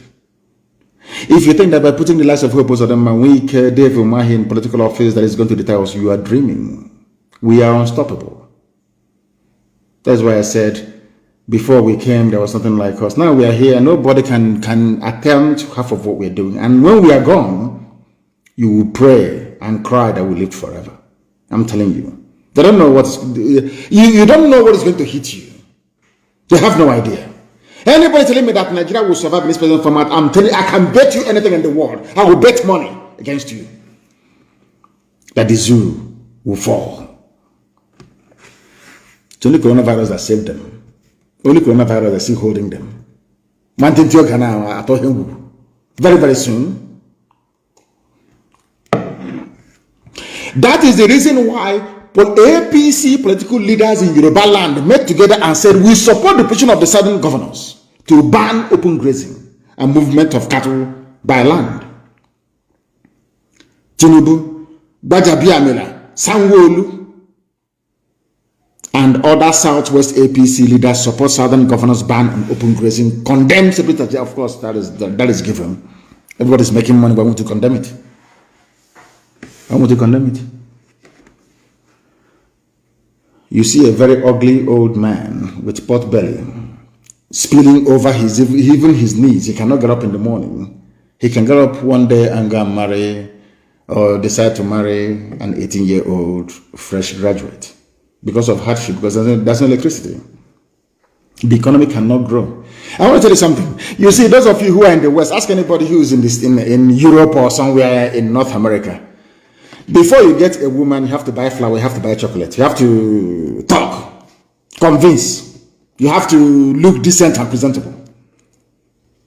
But in poverty-stricken Africa, all you need to do is to have money. Because a girl needs to do her hair, she needs to buy makeup, she needs to do this, she needs to change her underwear and all the rest of it. So she needs money. Regardless, there must be money. Money must change hands, whether you like it or not. Because there are no jobs to go to. They become very desperate. Do you know when I discovered this very thing? It was as far back as 2005. I kept researching one day I kept asking myself, why is there no electricity, constant supply of electricity? It then dawned on me that the Fulanese did it that way deliberately in order to make life very, very cheap. Do you know that if you supply electricity 24 hours a day, people will not give a damn about the government. People will be creative enough to make something for themselves. Now they had to impoverish everybody. That is why I hate Obasanjo when he's doing preaching. This is sanctimonious rubbish. Obasanjo destroyed the stockfish market in Aba, destroyed the Okreka market second-hand clothing. Obasanjo destroyed the glass factory in Aba. By a stroke of the pen, Obasanjo you're looking at. Very evil man. Evil man, I'm telling you. Evil upon evil. Ask Obasanjo who stopped second-hand clothing market in Aba. Ask Obasanjo. It's a very simple question. He will tell you it's him that stopped it. Now, Tinubu, all the APC people from Yoruba land, they met together and said, we support the southern governors, what they have done by banning movement of cattle on foot from place to place. Is that not correct? Yes, it is. Wait for it. Today, 24th of May, a statement was issued by Asarok. Not by Buhari himself, but by his Garibashehu. And Buhari is alive inside Asarok. 17 governors met from the south, something of national importance. He could not address any of you. Once again, Garibashehu. And they're telling me that Buhari is alive. Garibashehu, presidential spokesman, in a statement recalled Buhari approving measures. What they're trying to say is that Buhari is not happy. Buhari moves against killer headsmen, says open grazing ban illegal. Buhari, a president of Nigeria in a democratic dispensation, is telling you that banning open grazing is illegal because they rely on their cattle to do the main attack for them. That is their justification for entering into your farm. For them to come into your land, they need the cattle. To say, oh, we are grazing. Do you understand their trick? That is why, by all means, by every means, they need their cattle with them at all times. Do you know that somebody who calls himself a president is saying open grazing ban is illegal? I want to prove to the whole world tonight that your average Fulani Janjaweed is a bundle of idiocy. I also want to prove to the world tonight that Nigeria doesn't have educated people. You see this senior advocate talking rubbish. All of them, none of them is educated enough to understand what it means to adhere to the rule of law. You know, when you hear Malami, when you hear Garibashehu, they say, rule of law, they don't know the meaning of it. Do you know that the justices you have in Nigeria, the senior advocates in Nigeria, they don't even know the meaning of the rule of law? Because it's in English. It's an English phrase. Because they are not English people, because they are not versed in the nuances of English language, they don't know what it means. I am telling you, if you like, go to your professor of law tomorrow and say to professor of law tomorrow in any university in Nigeria, what is the meaning of the rule of law? He doesn't know what it means. But this night I'm going to teach you for free. So tomorrow when you go to your lecture hall, you'll be able to pose in front of the others about what rule of law means. And I want to tell you that this present regime, this present terrorist bandit regime you have in Asarok, Fulani Caliphate, Kabara, they don't know the meaning of the rule of law because they are all quota graduates. They're not educated people. Why do I say what I'm saying? Rule of law means, what does rule of law mean? It means following a precedent by law. That is why anywhere you go in the world, if you have a case, that is why they say, Akledolu versus Ondo State, or Ondo State versus water resources, or brown versus white. Why do you think when you get to court, maybe your lawyer is preparing a brief, they cite all these cases? Is to let the judge understand that this case has come before a court before, and this was the determination, And given that this determination was reached in the past, I expect you to follow the rule of law and reach the same determination because both cases are the same. Precedent in law, rule of law. I'm now trying to teach you something they will never teach you in your university because you're in a zoo. It is called precedent. Not president, precedent. P-R-E-C-E-D-E-N-T. Precedent in law. That is the meaning of the rule of law, where law holds supreme. Not the dictates of man, but law itself. What do I mean by that? Let us go to Cornell Law School. Where people are learned, not zoo schools. To understand what precedent means, before I now tell you why the entire Fulani presidency is a bloody joke, because they are ill-educated. I want to prove to the world that Nigerians are not educated. Forget your son, he's an advocate, a PhD. These are a bunch of idiots. They know nothing. Precedent refers to a court decision that is considered as authority for deciding subsequent cases involving identical or similar facts or similar legal issues. Precedent is incorporated into the doctrine of stare decisis and requires courts to apply the law in the same manner to every case with the same facts. It means anytime you steal my goat and somebody is found guilty of that, stealing of my goat, anytime somebody else's goat is stolen, my case will be cited as Nnamdi Kanu versus goat stealer. Do you understand? To let the judge understand that similar thing happened in the past, and this was the decision reached by this honorable judge or right honorable judge. I therefore ask you to adopt the decision of that very court. Simple. Law is very good. I must tell you this. I don't even know why I didn't study law anymore. My goodness. Do you know that this very precedent is elementary law in every school all over the world? Even the lawyers in Nigeria, they practice it, but they don't know the meaning of it. Why am I saying what I'm saying?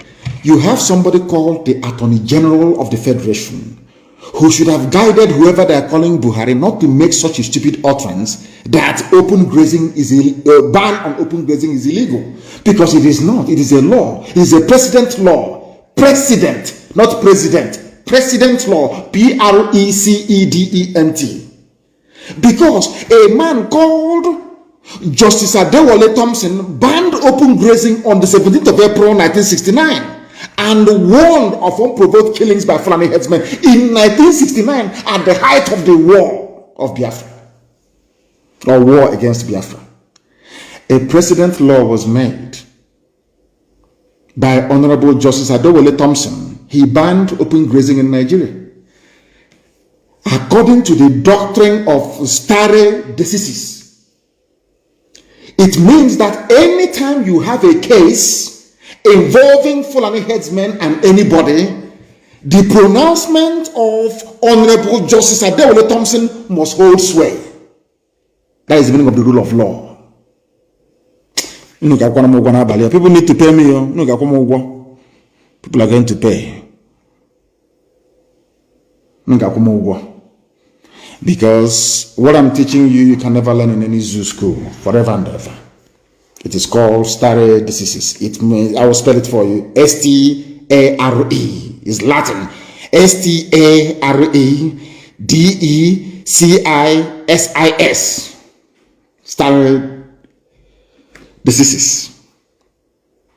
My goodness. It is called, it promotes the even-handed, predictable, and consistent development of legal principles.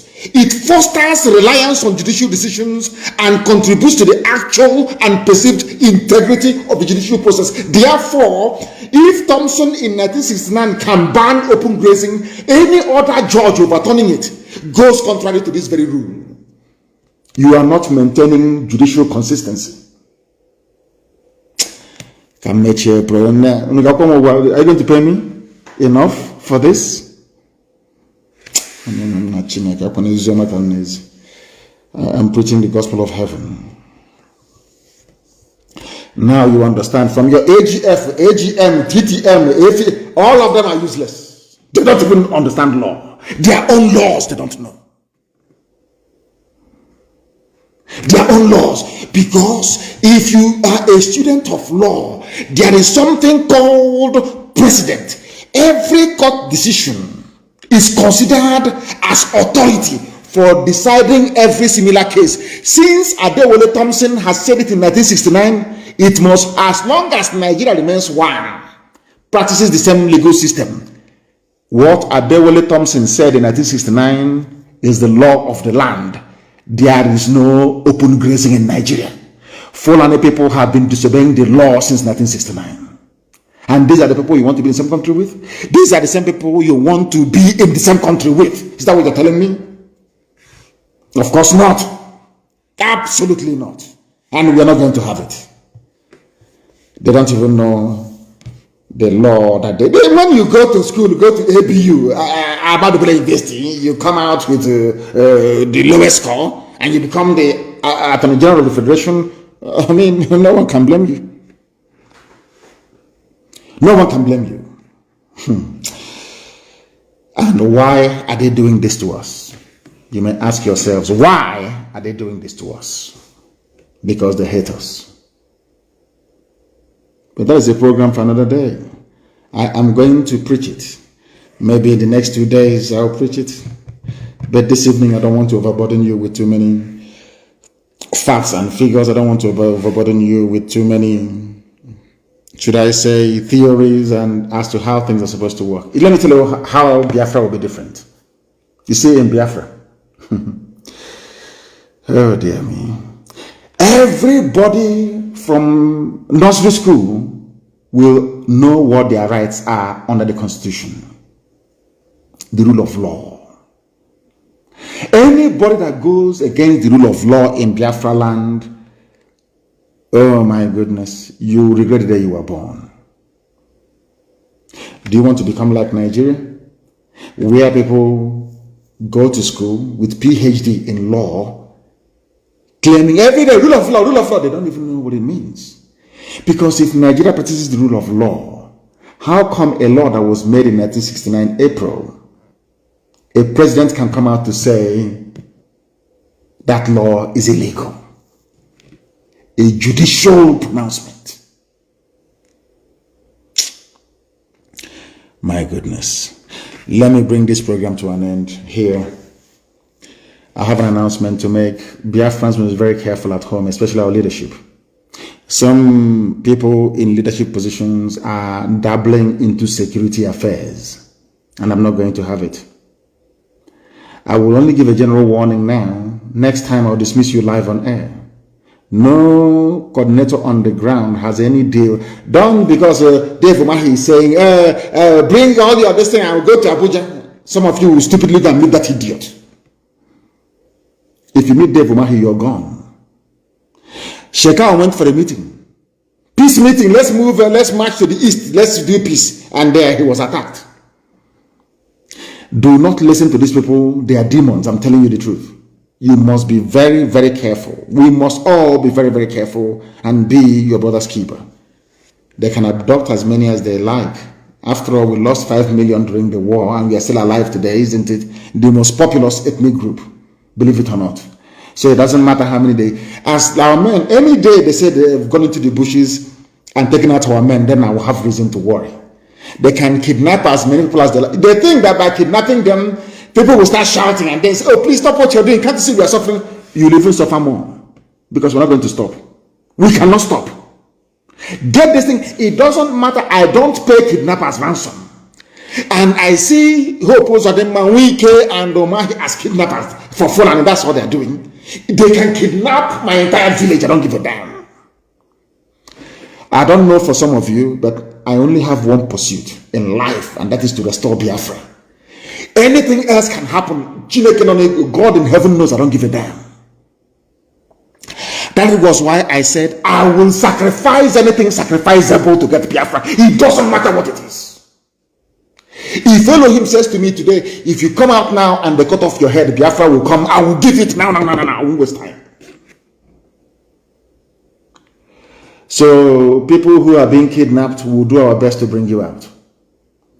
But no amount of writing junk opinion by all these multi-purpose efulefus can stop us from doing what we're doing.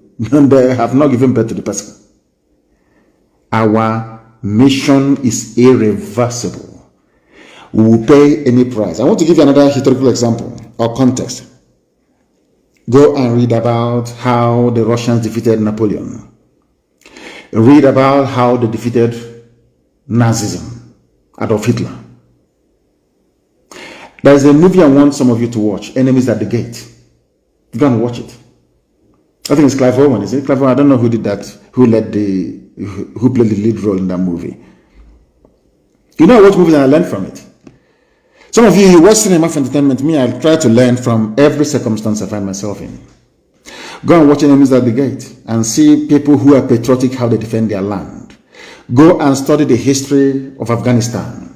Why no superpower has been able to overpower them till this day. Do you know that Afghanistan, they defeated the British during the Opium Wars? Are you aware of that? I'm not sure you know. Nobody can take Afghanistan. It doesn't matter who you are. If you like, have the best technology in the world. If you like, have nuclear weapons, have satellites everywhere, you cannot defeat them. That is what I want Biafrans to understand. We have an iron will. This mission we've embarked upon, we are undefeatable. I can assure you of that. They can come to and kidnap everybody above the age of 18. That is their business. It's not going to. Our men are in the bushes. Nobody's touching them. So you don't need to worry. Our land is secure. They will come and they will die there. That I can assure you. And I want to thank you very much for listening this evening. And maybe I will come back maybe in the next 2 days to complete this epistle. But I'm sure that this evening they now know that nobody who claims they've studied law in the zoo is actually intelligent. Because if they are, this debate about Fulani, a grazing rat and all that rubbish shouldn't exist. A justice quashed it in 1969. But here, we are going to preach this very gospel every time that we have opportunity to do so. But despite everything that I've said, maybe out of anger and frustration, I say what I say because I love you. I don't hate anybody, to be honest with you. It's your stupidity that I hate. I hate the ignorance of a black man. I hate the fact that blacks are so stupid. But I say what I say that they may be able to change and be able to embrace the mercy and the grace that God Almighty in heaven has bestowed upon them. That is why I want every ethnic nationality in Nigeria to be free, not just Biafrans, everybody to be free. That we may bequeath a future worthy to our children. With all the love in my heart, from me, from here, good evening.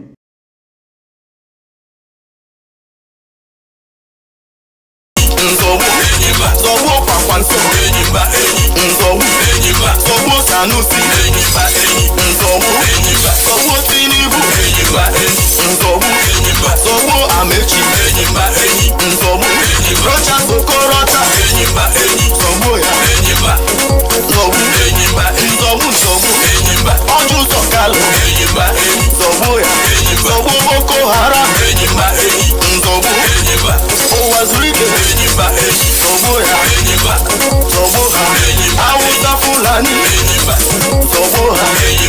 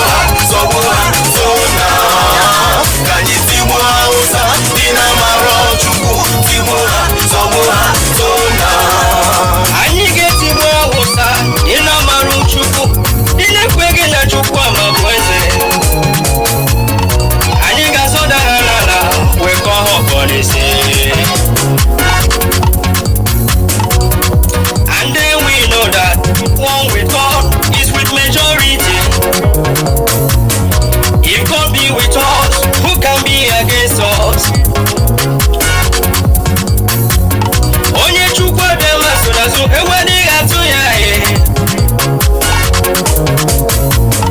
onye chukwu okike kurazo ewade atuya Director Nnamdi Kanu chukwu abia ma buginazo Indigenous people of Biafra chukwu abia ma sunazo I can hear the Lord saying, do not be afraid of your enemies.